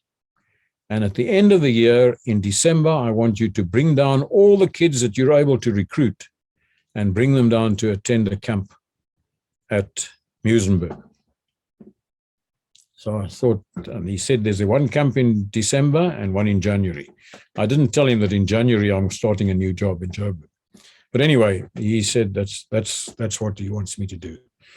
So I went up and I did that. And I visited schools all over in what's today Gauteng, the Witwatersrand area. And I gave the film shows and I spoke to them, and I'm talking about something that I didn't really know anything about, but I knew it was an outdoor adventure camp that they were going on, and I'd read the stuff on it. So, I think I was able to speak fairly convincingly. And although I said I'm not a salesman, this was, I didn't feel I was selling anything. I was just giving you a wonderful opportunity. And I managed to recruit quite a lot of kids. And came December, I took them down on a train to Muizenberg, to Cape Town, and then we went to Muizenberg and we met up with kids from Natal and from other places, and most of them come from the Cape Town area. And these camps were known as the SOS camps, Study on Safari, SOS. And the kids did archery, and they did trampolining, and they did swimming in the sea, and they did canoeing, and they did musketry with air rifles, and all sorts of things that they did during the day. And in the evenings, they had concerts and pick-a-box shows and fancy dress shows and things like that. And we had treasure hunts, and we went on hikes, and we took them up into the caves above Kalk Bay, and I took them crawling through the caves and so on. And I loved that. And John Clayton then came to me and he said, I want you to run the camp for me. Because I was just one of the group leaders, with a group of kids in the camp. And he ran the camp, and he said, I want you to run the camp for me in January. And he said, and when the camp is finished, I want you to move from Joburg and come down here and work for me full time. And I want you to do, every school holiday we'll be running camps, and every school holiday I want you to run those camps for me and to help me recruit at all the various schools. And I was enjoying this camp so much, and the people that I met, and it was really a wonderful group of people, and many of them were Christians. And I could see that they were living a very different life to the way I was living. And they had very different priorities. And they didn't have the turmoil in their hearts that I had. I had no peace in my life. These people clearly had a peace that I was longing for. So I said, okay, I'll do that. And I sent a telegram to South African Associated Newspapers, and I said, sorry, thanks, but no thanks. I won't be there for your journalist course. And I took those kids back to Joburg, and in January I brought down another group of kids. And it was even more exciting because now I was running a whole camp of, I don't know how many we had, maybe 150 or so kids. And it was just very, very, I felt this is what I want to do. And I really enjoyed it. So for the next 7 years, I worked for John Clayton. And I worked running these camps. And I ran them in different parts of the country. And I was recruiting. Sometimes I would go up to what was then Rhodesia and recruit kids up there, and recruit kids in Natal, and I ran camps in Natal, and it was just a marvelously exciting period of time. John Clayton gave me a lot of leeway, but he also gave me a lot of training. And he taught me an incredible amount about leadership, and specifically about managing a group of people like that in running the actual camp. So I learned something about man management. I learned something about leadership. I learned a great deal about the logistics of ordering what was required for these camps in terms of the food and all the other stuff. I learned a lot about relating to other people because I was dealing with school principals and teachers, and we recruited people from training colleges and universities as group leaders to come and take groups of these kids. And it was a wonderful period for me, and a wonderful period of growth personally, and in terms of my potential as a leader. But John Clayton also never stopped reminding me that I needed Jesus Christ in my life. And he took me off to his church. And I agreed to go. I'd been to lots of churches. It didn't mean all that much. Just another one to go along in here. And the one occasion, I think the second time he took me to church, it was an evening service, and the minister was preaching, and he spoke on the blood of Christ. And at the end of the service, he said, I'd never experienced this in a church before. I subsequently found out that there are many churches that had that practice, but I'd never experienced it before. And at the end of the service, he said, now, if there's anybody in the service tonight who feels that they would like to commit their lives to Christ and accept Jesus Christ in their lives, I'm going to ask everyone to bow their heads in prayer. And while we're praying, I'd ask you to raise your hand. And the whole time he'd been speaking that night, I thought to myself, this guy knows more about me than what I realized. I wonder maybe he's been speaking to John Clayton. How come he knows all? Because everything he was saying referred to me and to the turmoil that I had in my life. And when he said, who's going to put their hand up, I thought to myself, he's actually speaking to me. He wants me to put my hand up. And I thought to myself, I'm not going to put my hand up. I'm not going to do that. And as I was sitting there and he was speaking to me, I felt he was speaking to me.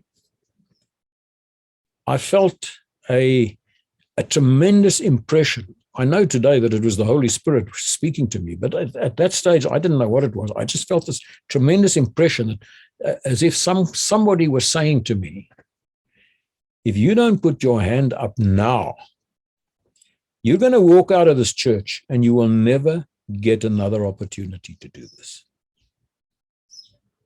And I was still wrestling with this in my heart when I heard the minister say, thank you, I see that hand. And I realized it was my hand. It was in the air. So then they closed the service with a hymn, and he said, I'd ask you to come forward and so that we can pray with you, which I did. I didn't really want to. I didn't feel like going out in front of all of those people. But I thought, I've done this now. You know, you can't back down on it. All my training at one Parabin, my training at Potchefstroom High had taught me that, you know, if you take an action, you got a responsibility. And for that action has got consequences, and you're responsible for those consequences. You must accept those consequences. So if you put your hand up, the consequence is you're going to have to walk down the aisle, and the people are going to see you. So you better do it. So I did it.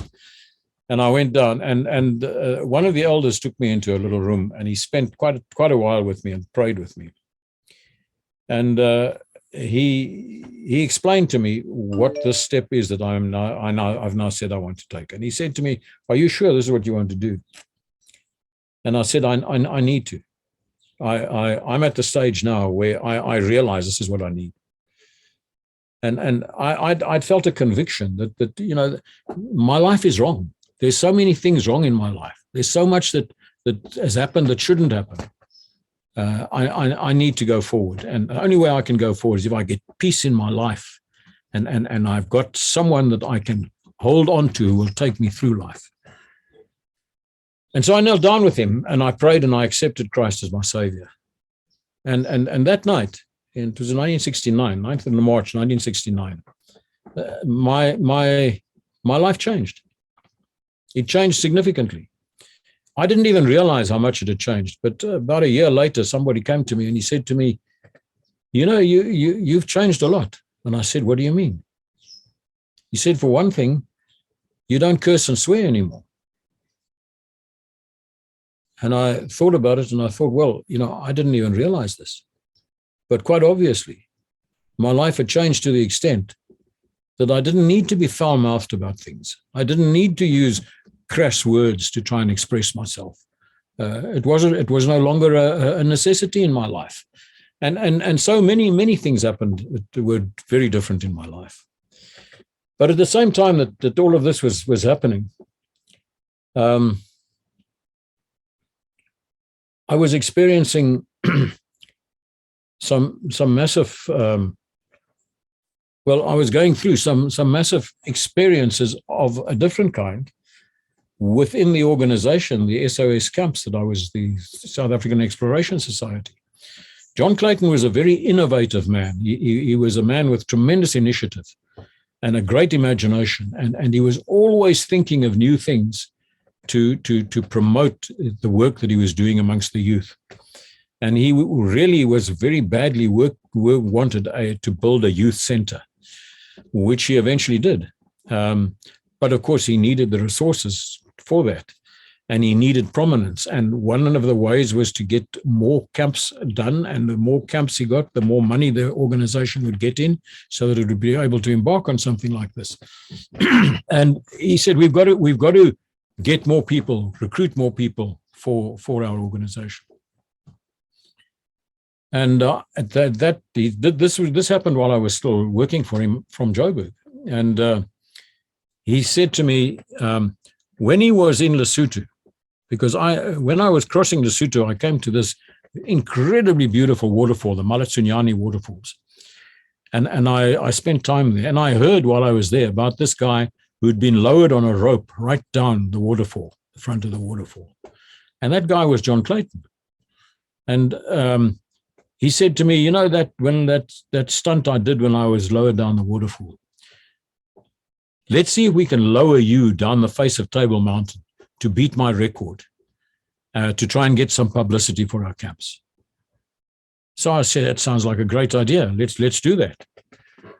I was young and unfettered and totally irresponsible, so I was quite prepared to do something like that. So he arranged this, and I was lowered. Trying to think now. I think it was 960 feet that I was lowered by the rope down Africa Face, which is probably the biggest face on my Table Mountain. When you're looking at Table Mountain, just to the left of the cableway his Africa face. And so I was lowered down this with great publicity and people from newspapers all over the place and taking photographs. And it was no big deal, really. I mean, all I did was I sat on a piece of plank that was attached to the rope, and I held onto the rope, and they lowered me down. And there were mountaineers on the cliffs all around waving at me and shouting. And you know, it was just a publicity stunt, really. But it got newspaper coverage all over the country. And it was, as a result of that, we got stacks of people coming to our camps. So it was very successful. And about 2 years later, he said to me, we're now ready to start our youth center, but we need a property. And we need to get money so that we can buy a property. I've got another idea that I'd like you to be part of. At that stage, the whole issue of the moon landing was taking place. And for the moon landing, if you can remember back that far, most people won't, but for those people who can, if one thinks back to the moon landing, they had this module that left the spaceship that had landed and moved out onto the lunar surface. And it was known as Snoopy, the lunar module. So John Clayton said, we're going to have Scoopy, the terror module. And I'm going to dig a hole 2 meters deep and put a box in that. And that box is going to be called Scoopy, the terror module. And that box is going to stay buried 2 meters under the ground for 10 days. And you're going to be inside that box with a telephone. And we're going to put together a list of all the important businessmen that we can find. And you're going to phone them and ask them if they will donate towards our youth center that we want to set up. So we did that. He had this box built, and we lowered the box into the ground, and I climbed inside of it, closed the trap door, and he covered it. We did it at the campsite that we used to use at Musenberg, and covered the whole thing with sand. And it had a little air pipe going down to it, and there was a closed circuit TV in there. This is long before TV was generally available in South Africa, but they had a CCV TV there. And I took supplies down with me for food and so on, and a little chemical loo that I had down there, and I took water down, and I stayed down there, and a little electric light, and I stayed down there, and I spent 10 days every day phoning people on this list that I had. And the newspapers thought it was a wonderful story, and they covered everything. And every day I would give them a report on how things are going down in the box that I'm in. This box was about 8 feet long by about 4 feet high and 4 feet wide. So it was big enough to be able to, I couldn't stand up in it, but I could move around in it and so on. And I had a set of exercises that I did to keep myself reasonably fit and so on. And it was great. And I could chat to, and when I got tired of all the people, all I did was I blocked the camera. And nobody could see me anymore. And then I was private. I just had a little cap that I could put onto it and cover it. But we had upstairs in the hall of this campsite, we had a little mission control center where they had monitors and they had microphones and so on, and I could speak to them, and they kept a watch on things in case anything should go wrong. I had oxygen down there in case there was a collapse or anything, So we took all the necessary precautions and so on. And I had my own little stove that I used to cook on. And at the end of this whole project, one of the guys was a very wealthy businessman by the name of Douglas Ovenstone, who owned Ovenstone Farms. And, he was a billionaire. He had lots of money. And he phoned John, and he said to him, I've got a property in Villiersdorp. I'd like to give it to you. So we got this farm just outside of Villiersdorp. And that's what John used to develop the youth center. And after that, we held all our camps on this farm. And it was a wonderful place. It was an old farm. The buildings were all run down, hadn't been lived in for years and so on. So we had to gradually build our own halls and place of dormitories for the kids and put up toilets. And it was initially very, very primitive, but bit by bit we built it up. And until such time as we had some basic facilities before we could run our real proper camp, John said, don't you want to design a course, a real rough outdoor course that we can run there without any facilities? And I said, well, that's great. So we organized two courses. One was called a commando course for high school boys, and then we had a pioneer course for the junior school boys. And we ran these two courses, and I personally ran the commando course.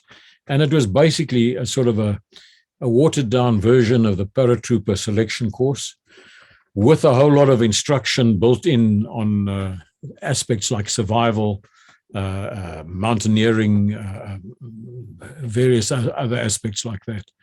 And we ran this course there with virtually no facilities. And it was really tough. It was tough on the kids who ran it, who took part in it, but they loved it. And they each one got a certificate at the end of it. And I invited the Brigadier Robertson, who was the OC of Western Province Command, to come out and hand out the certificates to the boys and so on, and give a little speech. And it was really a marvelous thing. And after that, we ran the commando course. Every year we'd run a commando course like this. And I loved it. I really loved doing that. But at the same time that all of this was going on, I was still in the citizen force. And from the time that I joined SOS, I was corresponding with one parachute battalion and saying, look, I'd like to still be involved. When are you going to call me up for a camp? Can you guys send me some documents that I can go through, some manuals and so on, just to sharpen up? And one paraban obviously liked this interest that I was showing, and they sent me some counterinsurgency manuals and things like that I could read and so on. And I was eventually called up for a camp as well. Now, at that stage, the whole training setup around the military had changed because of national service. And the paratroopers, those paratroopers who volunteered would come in for a year, but then they wouldn't have to do military camps anymore. But there were a whole lot of paratroopers who still owed military service from the past.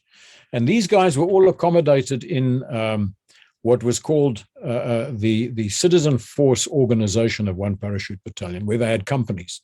A company in Bloemfontein, a company in Cape Town, a company in Durban, a company in Pretoria, and a company in Joburg. And all the old paratroopers were put into those companies. They were visited once a quarter by a Dakota with a whole lot of parachutes and some parachute instructors, and they would carry out a jump over a weekend and perhaps a shooting exercise or another little exercise, and that was it. And then once a year they'd have a camp, and they'd call the companies up, and then they'd have a battalion-sized exercise somewhere with these companies. So I was hoping to be called up for one of these. But then they changed this all, and they said that now we're not going to have paratroopers in the citizen force anymore, because the paratroopers who come to us do a year, and then they're not liable for camps anymore.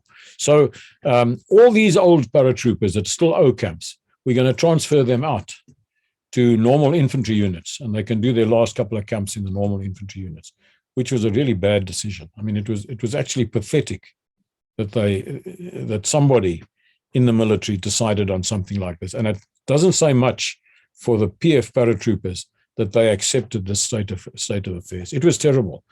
And there was much bitterness and unhappiness amongst the paratroopers that were transferred out like this. And many of them would arrive in a traditional regiment somewhere, and the guys would say, no, you got to wear a kilt and a tam o' shanter now.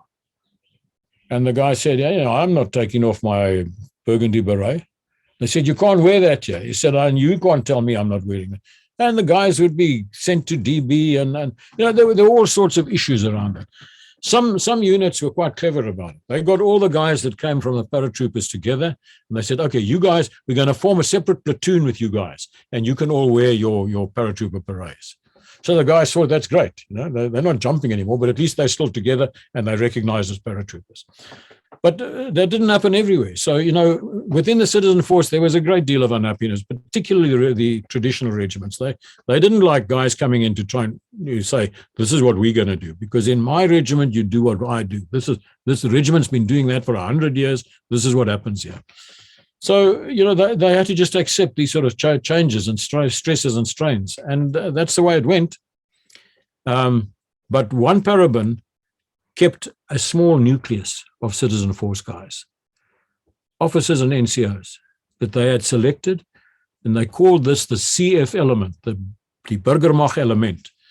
And they were used as sort of backups to reinforce the Parachute Battalion, because now the Parachute Battalion was a full battalion. They had enough companies. They had 3 rifle companies. They had a support company. And they were every twice or 3 times a year, they were getting guys coming in for a full year of training. And it was going very well with the Parachute Battalion. For some unknown reason, I got included in the CF leader element. Now, I was a rifleman. I didn't have any rank, but I'd been playing them with letters and asking them for stuff and telling them that I need some manuals that I can study and so on.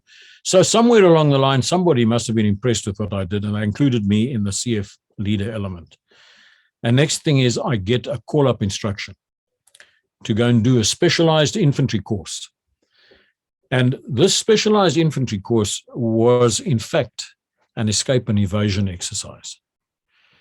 And what had happened is that there was a small element of guys from one parachute battalion who had gone to Rhodesia, done the SAS selection, qualified as SAS operators, and then stayed on to do an SAS escape and evasion exercise.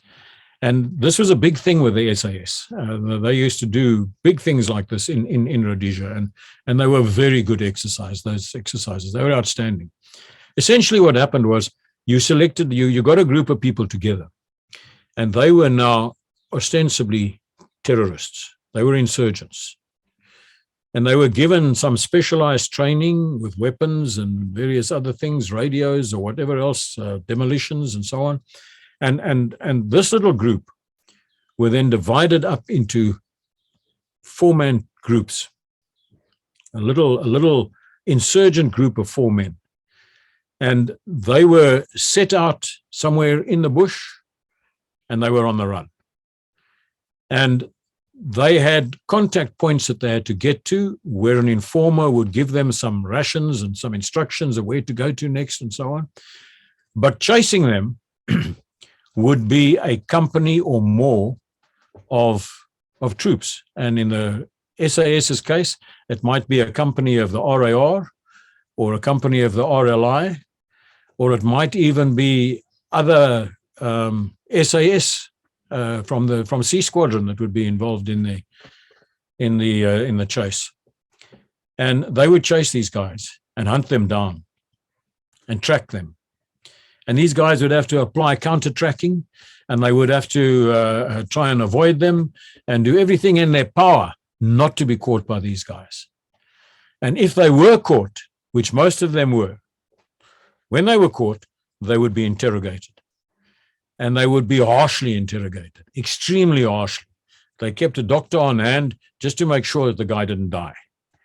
But they brought him as close as possible, as close as they could to actually dying. And the doctor would stop them just before he died and sort of resuscitate the guy. And then they would carry on with the interrogation. So it was really harsh. And the last thing anybody wanted was to get caught. You did everything in your power to avoid. That was the evasion part of it. But what you also had to do is, if you'd been caught, you had to try and escape. And they did everything in their power to prevent you escaping. So you had the escape and the evasion side of it. And the guys had been taught counter-interrogation techniques to try and stand up to the torture. And they would be quizzed for information, which their informer had given them. and then they would have to spill the beans. And that would enable these guys to capture more of them. So it was a very realistic type of exercise. And a lot of the paratroopers went up to Rhodesia and did these escape and evasion exercises.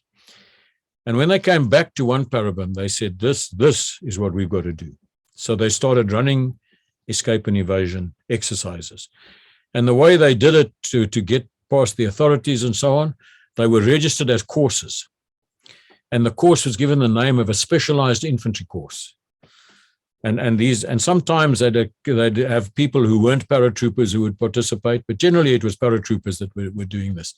And they used to get the citizen force leader element together with a smattering of the permanent force guys, and they'd put you all together, and then they'd spend a week with you, just giving you special training to prepare you for this exercise.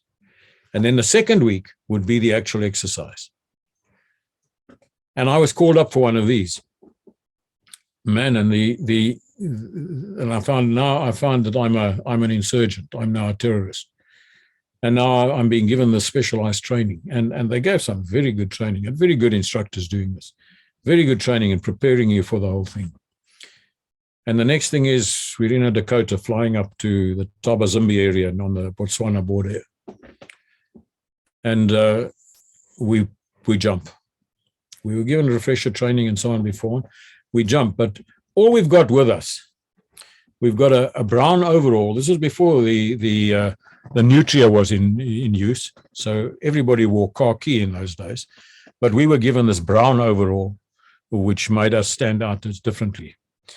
And a brown overall with a web belt and a water bottle and your rifle. That's all we had. And we jumped and we landed in this little field in the bushveld. And there were only about 20 of us. We've been divided up into sort of 4 or 5 man groups. And we landed, and there was a company of one parachute battalion. I think it was A company. Company commander was Nick Visser, who was later killed in action in Angola. And he was one of the original paratroopers who were trained in the UK. And Nick Visser was on the DZ when we landed. And when we landed, we came together and handed in our parachutes and our helmets and our jumping boots. And we were allowed to wear, we could select whatever kind of boots we wanted to wear. So we'd all bought special boots and so on. And we put on our boots and our bush hats, and then we were given our instructions. This is where you got to go to. And Nick Visser is standing some distance away because he's not supposed to know anything about us because his company's got to chase us. And when we're all running from the DZ to hand in our stuff, he stands there and he looks across us and he says, "Wie's daai klomp lelike manne?" And we look at him and he says, "Ons gaan julle vang. Ons gaan julle vang en ons gaan julle seermaak. Julle gaan gemartel word." So that is really encouraging. So now we're on our way, and each little group has to scatter in a different direction. And the concept is you run for 24 hours. And in those 24 hours, they try and catch you. And at the end of those 24 hours, you meet up at a certain point. You've been given directions of how to get there. All we were given before we jumped, before we took off, they opened a map for us. They said, this is the area you're going to go in. Study the map and understand it. There's a range of hills going over here. There's a main road over here. There's a couple of other roads over there. The rest is bushveld, farmlands, very few people. Memorize it. You're like, we'd never done anything like that. I'd certainly never done anything like that. You try to memorize it as best you can. But now you land there, you haven't got a map. You haven't got anything. And now you've got to run for 24 hours. Before you took off, they gave you a sandwich or two, but now you've got no food, you've got nothing. And then they chase you. And they chased us for that week. And at the end of the week, those that are left have got to carry out a mission which they give you. But we were fast dwindling because every time we'd meet with the informer, he'd tell us, no, they caught another 2 guys today.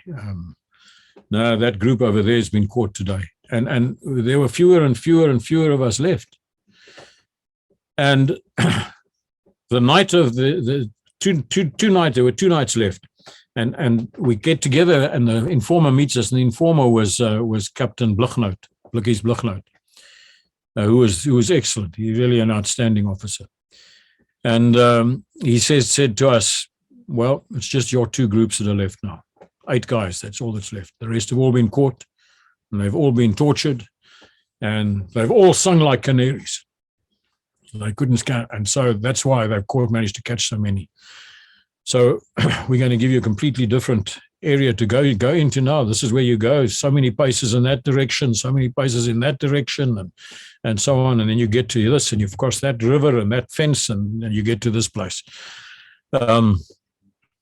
So this is now where we had a better idea now, what it is that we're going to do. And I'd been made a temporary corporal for this call-up, so that I wouldn't arrive there as a rifleman. So I was now a temporary corporal. And in my group of 4, we were 4 corporals. I remember Norman Reeves was one, and Stony Steenkamp was another, and the other one was Henk Harmse. And then this other group that was left when we only had 2 days left was 4 sergeants. And we were told, now you got to go off and do a recce of this particular place. And you've got to do an attack on it. And the place you've got to attack is a little school in a place called Centrum, which was it wasn't a town. It had a school, an auction kraal, a shop, and a post office. I think that's all it was. There was nothing else. And the rest, there were a couple of farms in the area. And it was very close to the Botswana border. You've got to go and do an attack on this place. And we're going to give you thunder flashes that you can use and flares that you can shoot and so on. But you've got to fire these thunder flashes have got to be ignited inside the school before the attack will be regarded as successful. And if you manage to do that, we'll fire a green flare, and it'll be the end of the exercise and whatever. So now we split, and then he turns to me and he says, Alexander, you're in charge of this one. You're the commander for this operation. Shucks, I thought to myself, I'm a rifleman. I'm only wearing stripes because they gave me temporary corporal's rank for this exercise. There are sergeants here. Why placed me in charge? Any case, this is what Blicky said, and this is what the guys have got to accept. So he says, okay, cheers, we'll see you tomorrow night. And then tomorrow night, you give me your plan, tell me what you're going to do. I'll give you all the explosives. And that same night, you've got to carry out the exercise. And we'd gone. So we push off. I said to the other guys, we split up immediately. We'll get together at the final place where we're going to meet up with this guy, but we split into 2. Leave me to worry about the reconnaissance. You guys, you 4 sergeants, just make sure you don't get caught, and we'll go off. And off we went, and we found places, you try and hide during the day under the bushes and so on. We just received the Puma helicopter, and these troops had Puma helicopters, and they had tracker dogs. And they had everything, and they're driving around in Bedfords, and they could get wherever they wanted to in a short period. So when you heard that helicopter coming, you dived under the bushes and you hid your shiny face away and let the helicopter fly and hope they didn't see you hiding under the bush. It was thick bushveld, the whole area. Anyway, the exercise went ahead and came to a point when the attack was carried out. I managed to carry out a reconnaissance. We got to a farm where we could just see this little Centrum center. But I said, this is no good, we've got to get closer. So we left 2 of the guys behind in the bush, and Norman Reeves and myself sneaked up ahead to this farmhouse. And I said, if we can just persuade the farmers to help us. and to just describe to us what the layout is in the place. Then we can do a plan from that. And we waited until it got light, and we saw the farmer drive off. He drove to Central. The next thing is a dog started barking. And a couple of girls came out, young girls, and the dogs came and barked at us. And so we were compromised. So we had to stand up. And all the farmers in the area knew of this exercise. And a lot of them felt very sorry for the insurgents because of the way that they were being treated, fortunately. And these girls knew all about it. There were three of them. Two were quite young. The other one was, I don't know, must have been about a matric girl. Anyway, I explained to them what the problem was, and they said, "Have you guys eaten?" I said, "They give us a little tin of mixed vegetables once a day, sort of thing, and we got to share that between the four of us. We don't eat much. Other than that, we try and raid a kraal or beg some putu pop somewhere or whatever." So this girl says, "Okay, we'll explain to you. We'll draw a map for you of the place. But first of all, let me cook you some breakfast." Yeah. So she cooks us this bacon and eggs and toast and yeah, it was so good. Anyway, she cooks it for us, and we really eat well. And then she and her sister start explaining her thing. But I won't say that's because they were girls, but it's because they were young. And because they were not military people, but they're arguing about, no, the school is here. No, this is where the post office is. And no.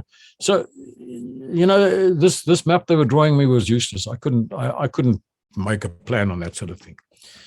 So I said to them, "Look, can I borrow some of your father's clothes?" So she said, "Yeah." Because their father was apparently also the postmaster in the town. So he wasn't coming back until late that afternoon, but I had to get my reconnaissance done.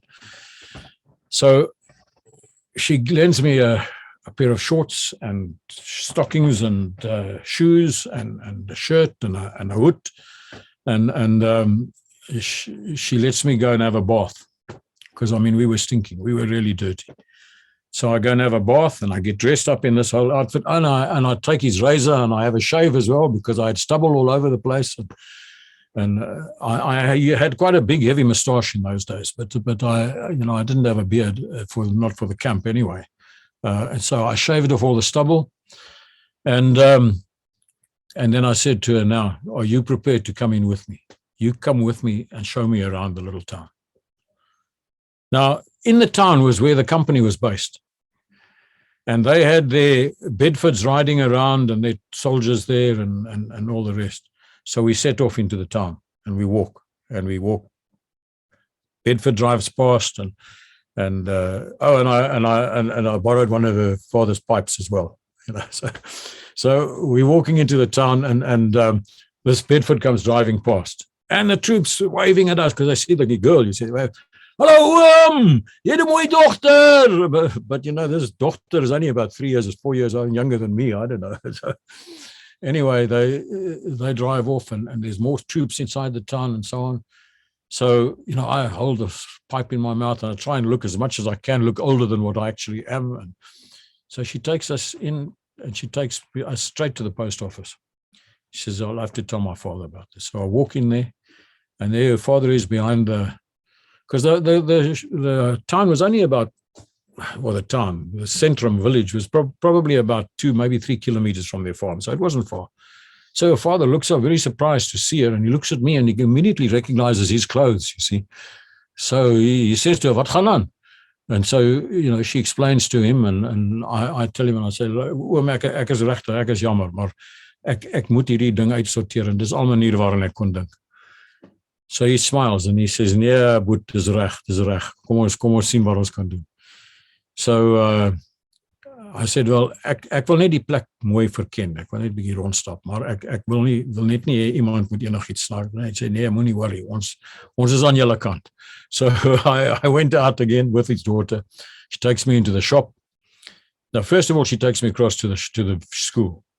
And there on the edge of the school is the company's got all its tents pitched up, and those that are not on patrol are busy resting. And while we're standing, I'm standing there with my one foot on the fence, and puffing at my pipe and looking across at the school. And now I get a good view of the field and the little school and the various other water towers and so on. And I get a good idea where everything is, and the road and the auction kraals, and I get everything in my own mind put in the right place. And here a Bedford comes and stops not far from us. And the troops get out, they come back from patrol, and they climb through the fence, and they go walking back to their tents. And at the back of this section of troops, there's one guy with his rifle over his shoulder and holding it by the barrel, doing exactly what he shouldn't do, staggering along. And he looks at us, and he winks at the young girl, and he says, "Middag oom." And I stand there with my foot on the wire and my pipe like this, and I lift my hat and I say, "Middag boet," and I puff away at the pipe, and so he goes off, and anyway, the whole thing's finished. We go back. She takes me to the shop. I'd collected money from all the other guys. I buy a whole lot of biscuits and some bread and a whole lot of other things, and off we walk back to the other place. So now I get her to give me a writing pad, and I sit and I draw a map of the thing, and I work out everything, and we take the food and we back into the bush, and we go and meet our two buddies there, and we give them all the food that I bought, and they wolf all the food down, and I say to them, "Now we just need to put a bit of distance between ourselves," and we get further into the bush, and we hide underneath a big tree, and I sit there with this little writing pad, and I work out my plan, and I write down what I think we must do. Now, I had no training in this sort of thing. I mean, I was a rifleman. I hadn't even been on a section leaders course, so I didn't know how you do a plan. But in my mind, I thought, based on my experience with the SOS camps and so on, this is the way I would do it. So I do a little plan, and I've got my diagram of the whole setup, and that evening we go to where we're going to meet the informer, Captain Blickies, and we get there, and there are only 2 sergeants. The other 2 were caught, so now we're only 6.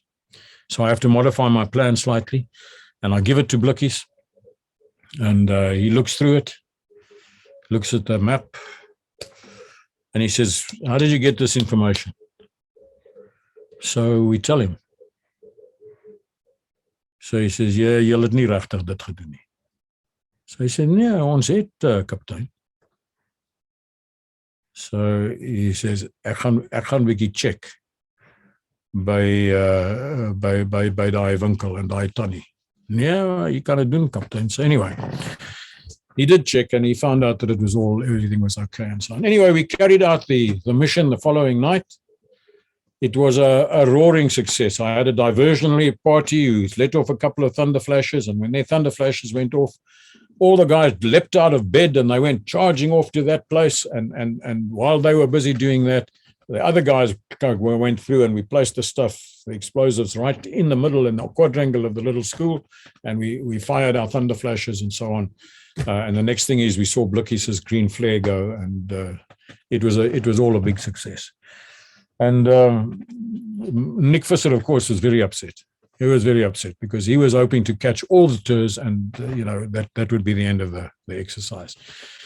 But anyway, it all worked out. And then we drove back to Bloemfontein, and the next day it cleared out, and I went back to Cape Town. But at the debriefing, they had the debriefing and asked what happened, and I held up my little diagrams and so on and explained to everybody, and the guys couldn't. And so one of the so Blikkie stands there, and he says, "Wie's daai troep wat sy geweer so oor sy skouer gedra het en aan die loop gehou het, vasgehou het? Wat so toe julle daar terugkom van die patrollie af, toe stap julle verby daai oom met sy mooi meisie, met sy mooi dogter, en jy het vir hulle gegroet." One of the troops looks, gets up, he says, "Nee, dit was ek, kaptein." Hey, "Sorry, kaptein." So he says, "Ja, jou blikskorrel. Nou waar's hy oom? Laat hy nou opstaan, laat jy hom kan sien." So I stand up. So the guy looks at me like this. He can't believe it, that he could have grabbed me right there, and he doesn't know that I was one of them. Anyway, it was a great success, and that was the end of that particular camp. And I went back to Bloemfontein, and lo and behold, a couple of months later, I get a letter from one parachute battalion. They say, you've been recommended to appear before an officer selection board for a possible commission. The selection boards will be sitting at this stage in Bloemfontein. Please notify us which ones you'll be able to attend. And well, I tell you, my head was swimming when that happened. I couldn't believe that this had happened. So I went up to Bloemfontein. In the meantime, I'd met a girl that I'd really fallen in love with, and from our church, and I'd become engaged, and I was due to get married soon.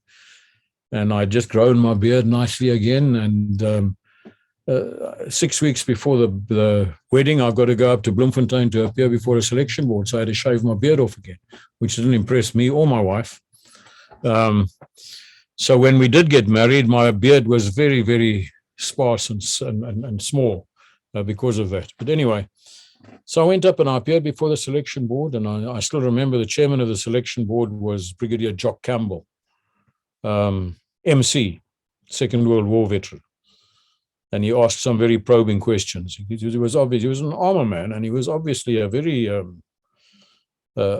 knowledgeable and competent soldier. And, you know, he wasn't going to let me get away with anything. He asked me some I was sitting there in front of them in my battle dress with my corporal stripes, my temporary corporal stripes on, and he gave me a bit of a grilling. But when it finished, and they said to me, congratulations, you're successful.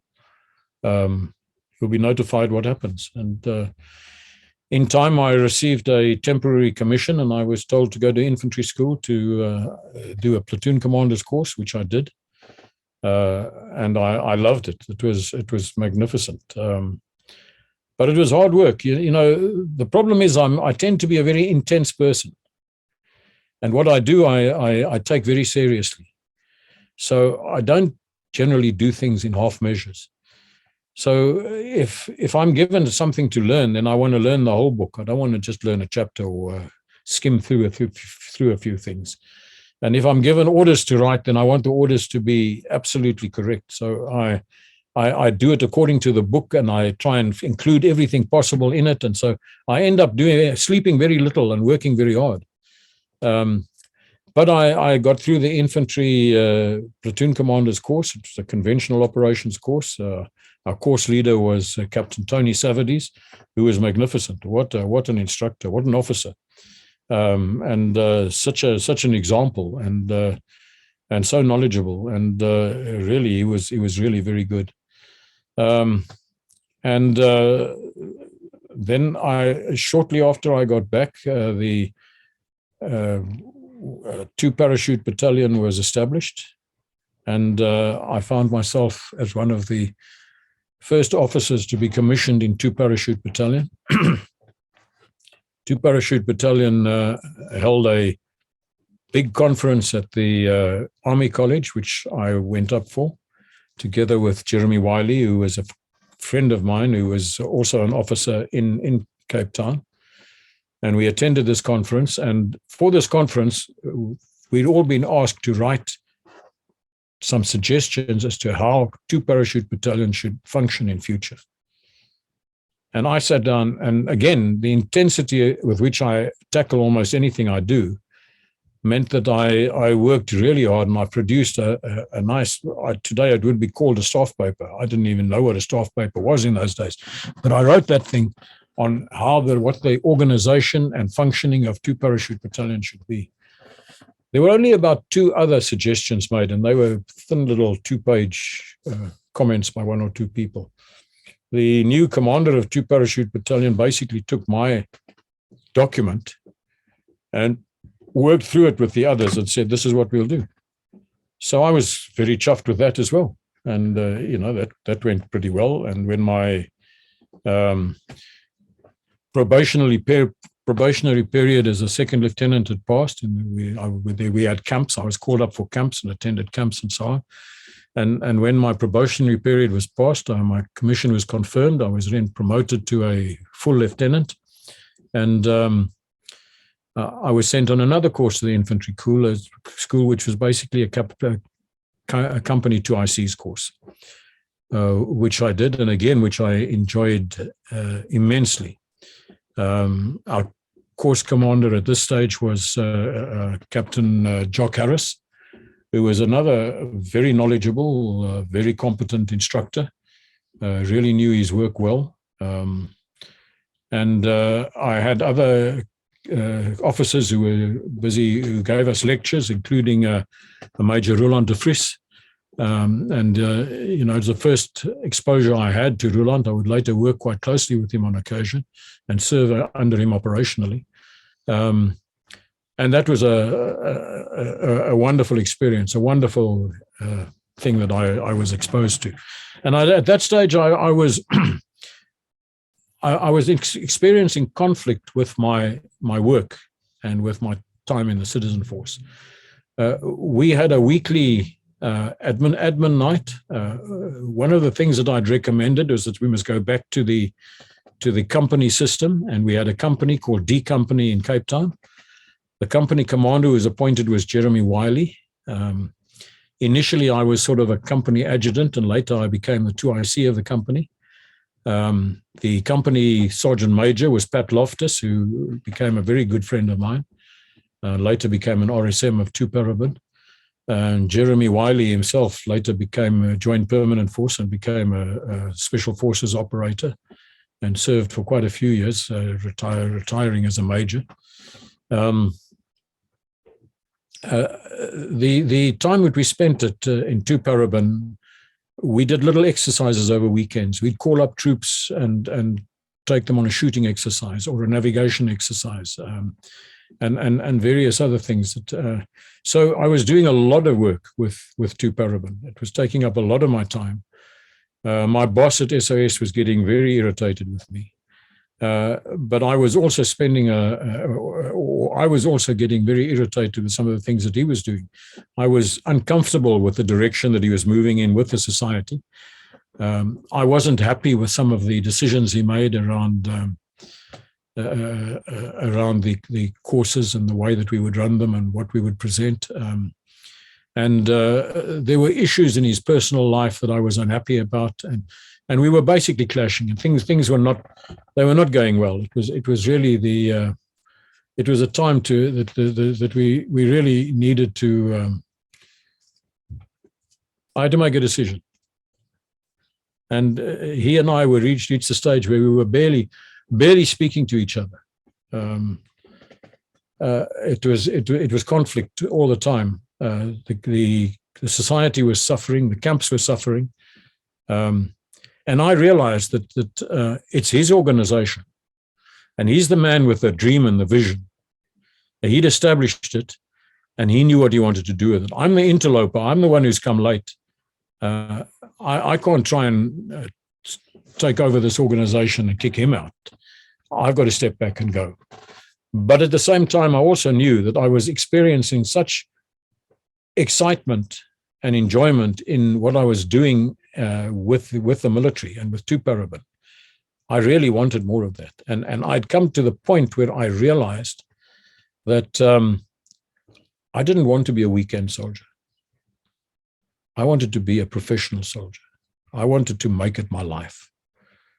And this was 1975. I was 28 years old. If I didn't make a decision now, it's going to be too late to make a decision. And I really need to make a move now. I'd spoken to Commandant Gert Nel, who later became the OC of 32 Battalion.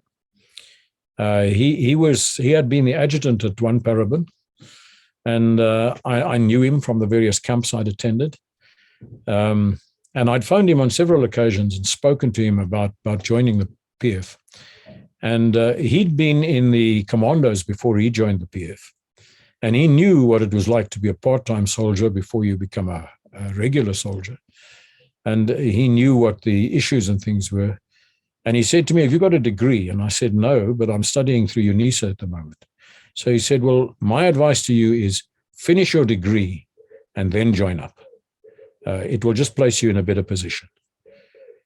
So I was keeping this in the back of my mind, but things reached a point at the society where I was working where they couldn't go any further. So I eventually decided I'm resigning. And I wrote out my letter of resignation and I went to my boss and I gave it to him. He said, what's this? And I said, that's my letter of resignation. He said to me, you can't resign. And he pulled another letter over to me. And he pushed it over to me. And he said, because I've already fired you. So whether I resigned or whether I was fired is a moot point. But fact of the matter is, I now didn't have a job anymore. And the first thing I did was I phoned Gert Nel in Pretoria. He was working at Director of Operations at the time. And I said to him, look, this has happened. I want to join up. How do I go about it? So he said, I'll send you all the stuff. I know what needs to be done, and I'll help you to as far as it can be done. So my citizen force life was coming to an end. I was standing now on the threshold of my permanent force life. And I was now going to become a full-time soldier. I took a last holiday and went with some friends up to the Okavango. I'd been there a few times before with friends. And I went camping and had a wonderful time. And then I went to Pretoria and I appeared before the Officer Selection Board. At that stage, it was a time when at the camps that we'd attended and so on, we'd heard rumors and we had seen that there's a war on in Angola. This was 74, 75. There's a civil war that's broken out, and the rumors were that South Africa is involved. And I thought to myself, this is not the time to want to play soldiers. This is a time to be a soldier. You want to be there. You want to be there full time. So now's a good time to go. I don't want to miss this. My grandfather had his turn. My father had his turn. Now it's my turn. Now we need to go get in there and get involved. And I appeared before the Officer Selection Board. I was accepted. I got appointed. They said to me, when they looked at my CV and what I'd done, they said, you used to train dogs. And I said, yes. They said, we're looking for an officer at the dog center. I said, please, if I have an option, can't you send me to the Parachute Battalion? So I had to leave it at that. And when the letter of appointment came, I was appointed as an officer instructor at one Parachute Battalion with the rank of lieutenant, and starting the bottom of the rank, and I had to work my way up. So while I was waiting, I mean, this all took a few months while this whole process was in the go. I went to see the commander of 7-1 Motorized Brigade, which was based in the castle, an infantry brigade. And Henry Kempen was his name, Second World War veteran. And I'd got to know him quite well. And he said, yeah, you come and work for me. We'll call you up and you come and work for me until you hear from them. So I spent several months, I can't remember, 3, 4, 5 months I spent at 71 Brigade as a sort of admin officer, where I learned a great deal about the administration of the citizen force, because it's a citizen force brigade that. And I learned a great deal. Henry Kempen took me under his wing and he taught me how to write signals properly and how to do military service writing. His SO1 operations was Karel van Rooyen, who was an infantryman who was very good, later became as a brigadier OC of the Army Battle School in Loatla. And I went with Karel van Rooyen. He took me with him whenever he went to do training evaluation of the citizen force units. He took me with him and I learned a great deal from him as well. So it was a wonderful exposure the time I spent with 71 Brigade. And while I was with them, I went for my last camp with 2 Parachute Battalion. It was in Bloemfontein and with D Company. and I was the 2I CFD company for that camp. And it was the camp on which we had a parachuting mishap where the DZ safety officer allowed them to jump in a wind that was too high, and I think 2 of the troops were killed and a number of them were very badly injured. We were due to jump in the next lift, but it was cancelled because of this tragedy on the DZ. I arrived on the DZ shortly after it had happened, and the ambulance had already loaded the dead guys and was busy taking them in. It was a very, very tragic thing. We actually attended the one guy's Sergeant Himon. We attended his funeral in Frankfurt in the Free State. It was a very sad thing and very a great tragedy. But you know, that brings me to the point where I'm now finishing my service, and I'm due to start with 1 Parachute Battalion as a permanent force officer, which I think is what I should talk about next time. And I think that the only other thing that I need to say is that during the time that I was a citizen force soldier, I did a tremendous amount of reading. And I acquired a lot of books specifically on airborne operations. This was long before there was things like Google, so you couldn't just look these things up. You had to find a book, and then you had to study that book and get what you wanted out of that book, which is what I did. And I got a tremendous background in my reading of the airborne operations of the Second World War, Normandy, Arnhem, the Pacific, the various operations that took place. I also studied operations since the Second World War, in the Congo, in Korea, the SAS operations in Malaya. I did a tremendous amount of reading, and it was very clear to me that this is what I wanted to do. I wanted to be in an airborne unit, and I wanted to learn more about being a professional military paratrooper, and I wanted to go deeper into the whole question of airborne operations and learn more about them. I wanted to acquire the capability to be able to do the planning and to be able to do and at that time already, I still have organograms that I'd drawn up.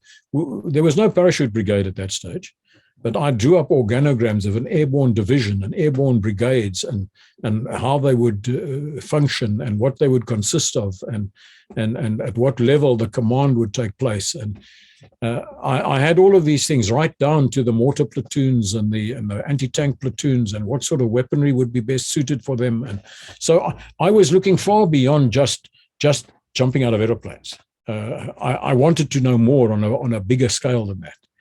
And when I joined up, I had 5 goals that I set myself, because I always set myself goals.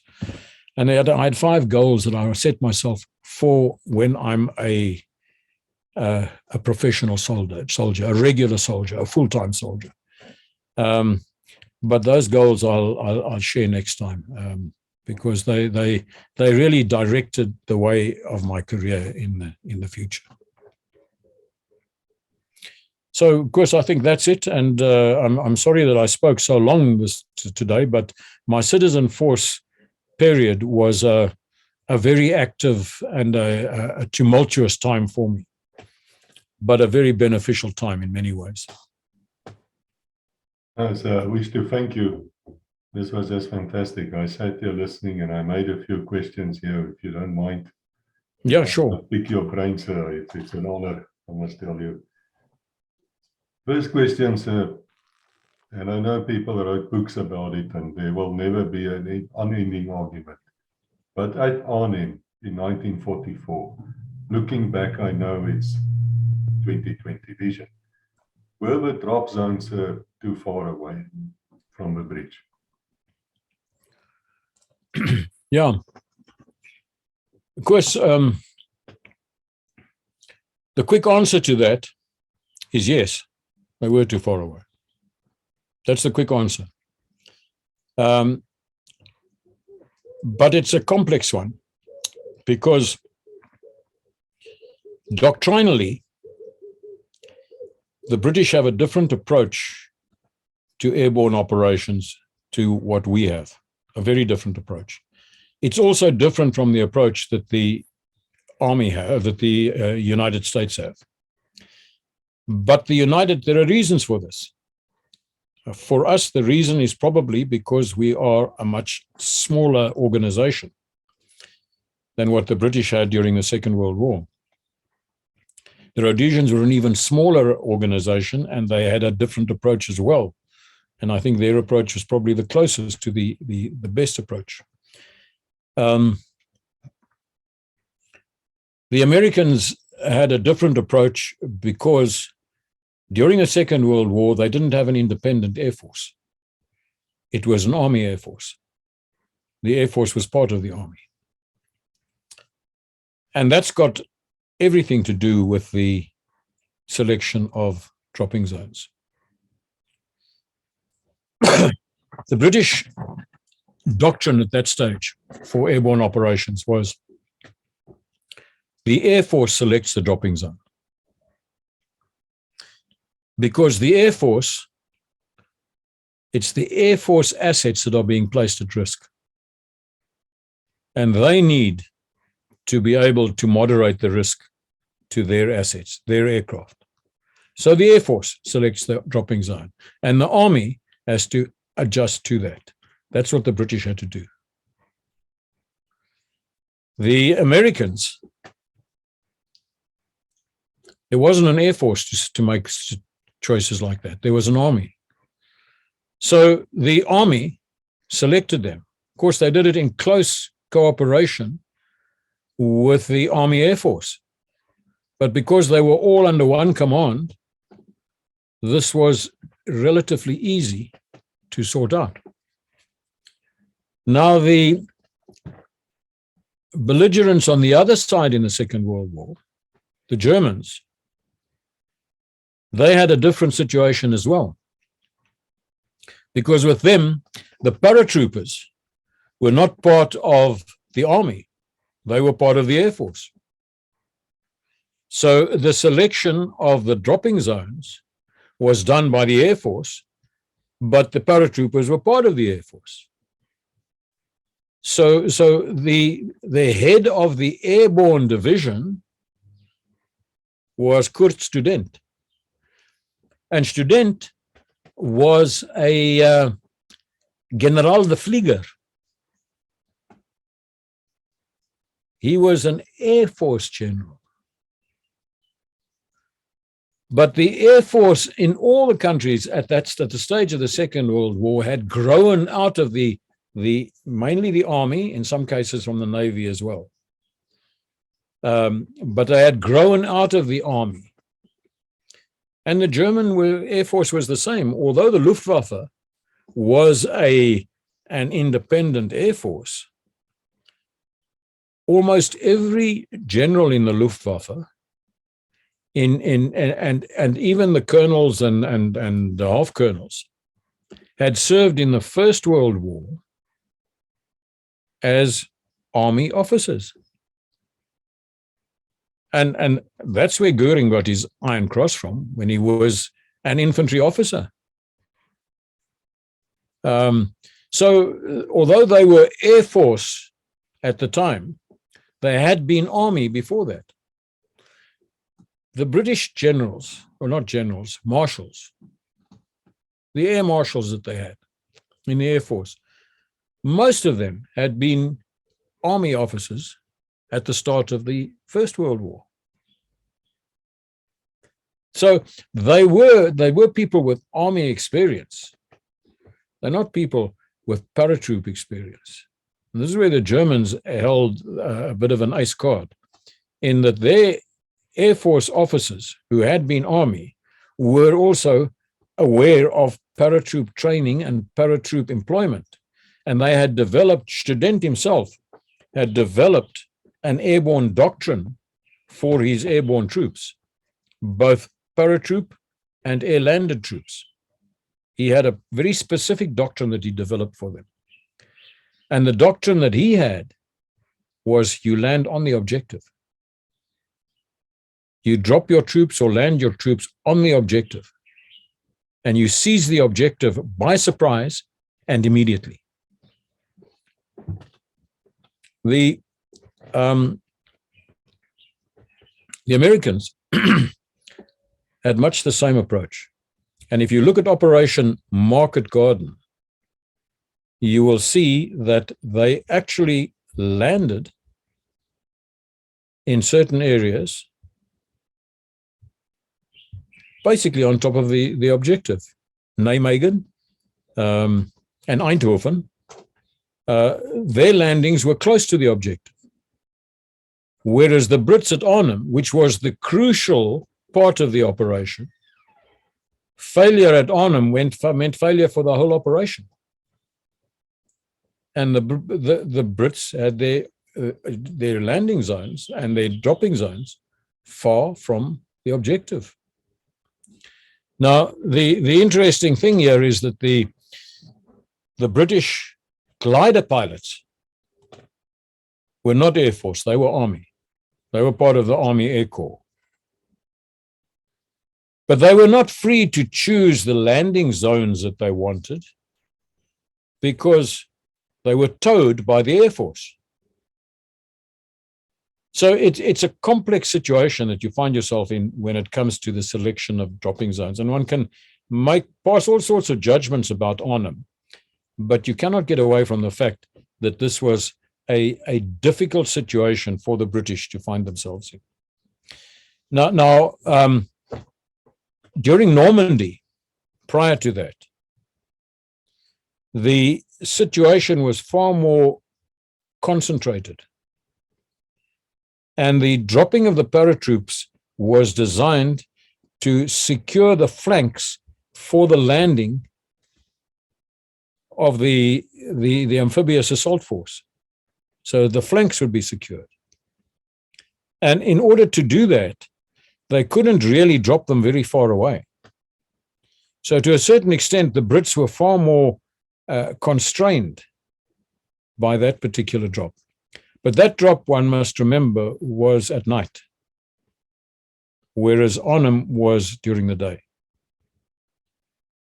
So during Operation Overlord, when the airborne side, which I think was Operation Neptune, the airborne side of that operation, the Brits had their greatest successes when they landed on the objective. And the best example of that is Pegasus Bridge, where the gliders that the Brits used talk about landing on the objective. The one glider had its wings torn off because it virtually went right onto the bridge when it landed. So when those paratroopers or glider-borne troops leapt out of their glider, they were already on their objective. You can't get closer than that. So, and that was an immensely successful part of that particular operation of Overlord. So the South African doctrine is relatively flexible, and it tends to depend on the commander, whether you're going to be dropped on the objective or some distance from the objective. There are advantages and disadvantages to both, and I think it's good to have a flexible approach. You can't have a fixed approach, because the fixed approach the General Student applied was highly successful when they did it in Norway during Operation Viseribung, in the Low Countries, in Belgium and Holland, particularly if you have a look at the attack on the fort of Ibn Imail, when the gliders landed right on top of the fort, and that was an incredible accomplishment. What they did over there, that was one of the finest airborne operations that was ever carried out. And it was engineers that did it. It wasn't infantry.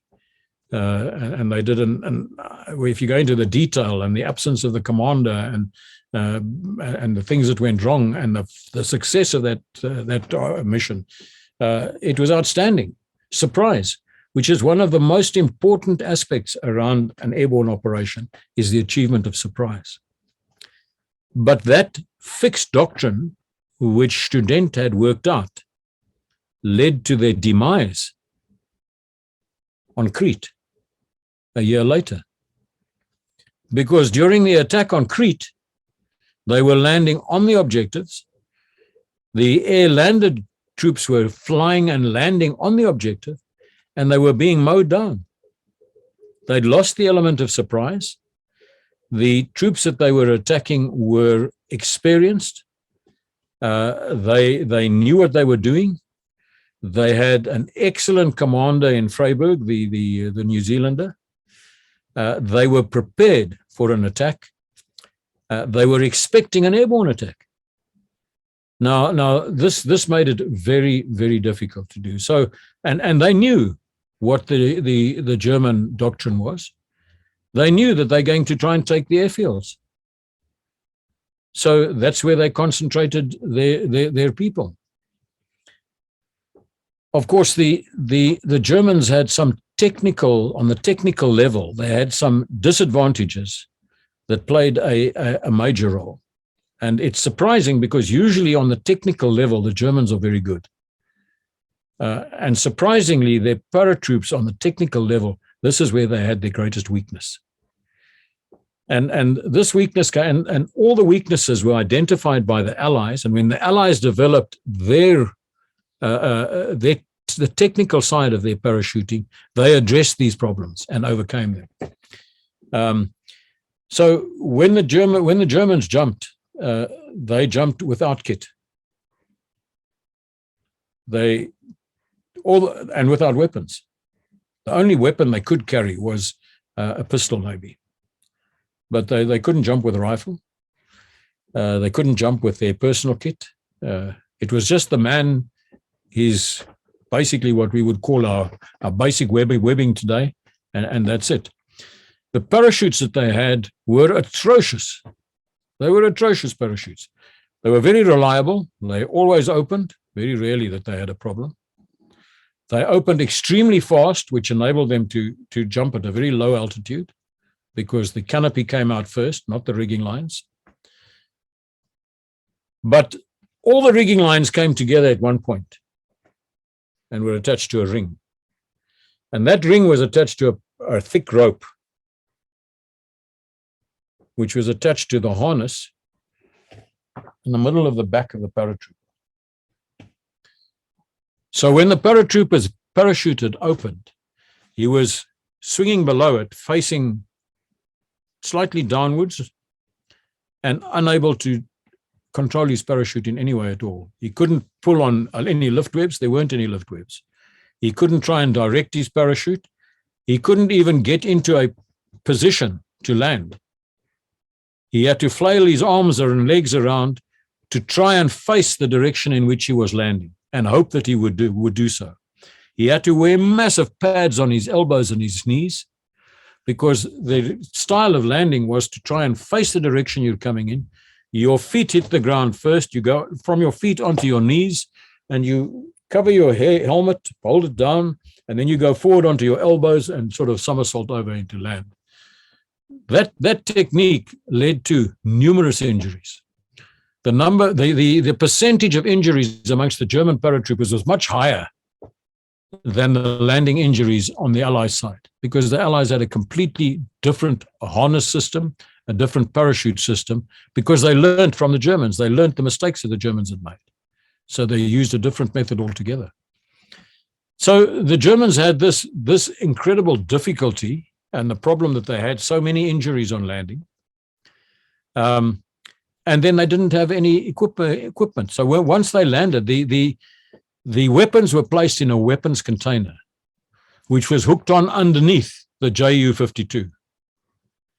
And when the guys started jumping, the pilot pressed a release or pulled a lever, and the container with their weapons in it fell away from the aircraft. And it had a different colored parachute, and it drifted down with the paratroopers. And when they landed, they had to get out of their harness and then head for that container and open the container and only then get their weapons out. And then they could start fighting. By that time, in Crete, the machine guns were busy slaughtering them as they were still trying to get to their containers. Machine guns were set up on fixed lines or on fixed arcs so that they could just absolutely flatten anything that was on the and it was flat areas because it was airfields. So there were major technical issues with the Germans and with the way they did their parachuting. So although they had a good doctrine, the Allies initially didn't even have a proper doctrine, but the Germans had a good doctrine and they had a very good hierarchical control system. They were too inflexible and they weren't able to adapt to the change because technically they were very far behind. And this led to the demise which took place at Crete. I mean, after Crete, there were a few smaller parachute operations, but the massive parachute force that had been built up could never be used again. It was too vulnerable. Hitler wouldn't allow it, and Studentstar began to wane. So that's very sad because he was an outstanding commander, one of the best German generals, I think. So that's that. Now I think I've just about finished the long answer to your question. We carried out some operations in Angola where the jump was virtually on top of the objective. Kasinga could be regarded as such. Where they jumped, they were close, not quite on the objective, but close, close enough for the enemy to actually fire on them. So there were, but because of mistakes that took place at Kasinga, the grouping before the assault could begin took a long time, much longer than it should have. And this was partly because they weren't actually jumping on top of the objective. There can be lots of discussion as to whether it would have been better to drop them right on top of the objective, but it would all be conjecture because nobody really knows what would have happened. But we carried out other drops some distance away from the objective. Operation Daisy was one of them, where 3 Parachute Battalion jumped. We had a Parachute Battalion doing a drop, but there was some distance from the objective. But that particular operation had many things that went wrong with it, including the fact that the pathfinders were dropped far too soon, far too early, so they were compromised. The pilots couldn't find the dropping zone in the dark, so they were compromised. And because the drop zone was so far away from the objective, the whole operation was quite compromised. So the operation was not a success. So you get, there's a lot that can be said for both. There's a lot that can be said for both. And of course, you've got to define what you mean by jumping on the objective. Does it mean jumping close by? Or does it mean jumping right on the objective? Because quite often it's better to jump close by so that you can at least form up before you do the attack. Now, the Germans, they didn't do that. They said, you don't worry about forming up. You jump, you land, and you attack. The element of surprise is more important than the need to launch it from a firm base.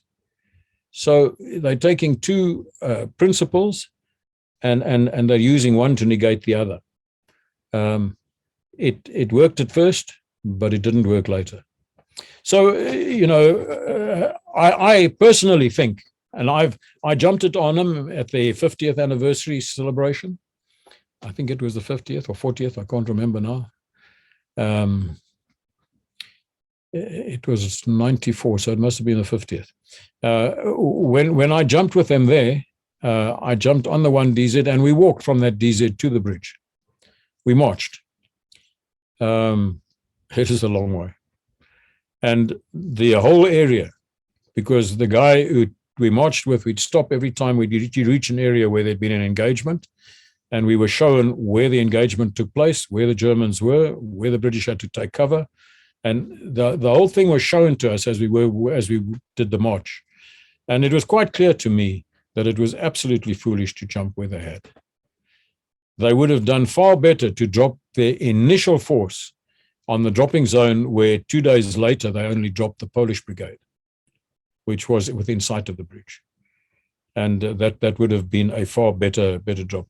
But I still would, regardless of where the DZ was, the fact is that the intelligence regarding the deployment of armor in the area was ignored by the planners. And I think that's a far greater reflection of the foolishness of the operation than the choice of the location of the DZs. I think so. We will have to make a separate episode for history, because I have so many questions now that we're going to talk another 4 hours. Because I'll have something to say about Brian Horrock's 50th Armor Corps, which didn't break through and didn't really try that hard. But perhaps I'm wrong. We can talk about Colonel Frost's bridge, what they called that bridge afterwards, and so forth. A bridge too far, Boy Browning. There's all sorts of things coming up to my mind. I know about the Americans had a problem with their parachute getting out of it, where the British had the box which you just hit and it released, the Americans didn't. And so a great many of them died drowning. Just they filled with water. I wanted to ask you about water jumps, night jumps, Alouette, but we'll get to that. I need to. Unfortunately, of course, unfortunately, you're asking me questions that are my specific field of interest and have been a lifetime study for me. So I get a bit carried away when I answer them. So forgive me. No, that's fantastic, sir. But I will definitely make an episode like that, because for me, this is just fascinating. Well, sir, thank you. That's all I can say to you. We've picked your brain. We've delved into your life. It's fantastic, sir. I have to congratulate you. I really enjoy these talks. I love history. People can call me a nerd, can call me what you want. I love history, and we can learn from history. And so, until we meet again next week, I'm glad I'm not you guys who have to wait all the time for an entire week. I will know a story before you. I feel quite good about that. Until we meet again, God bless.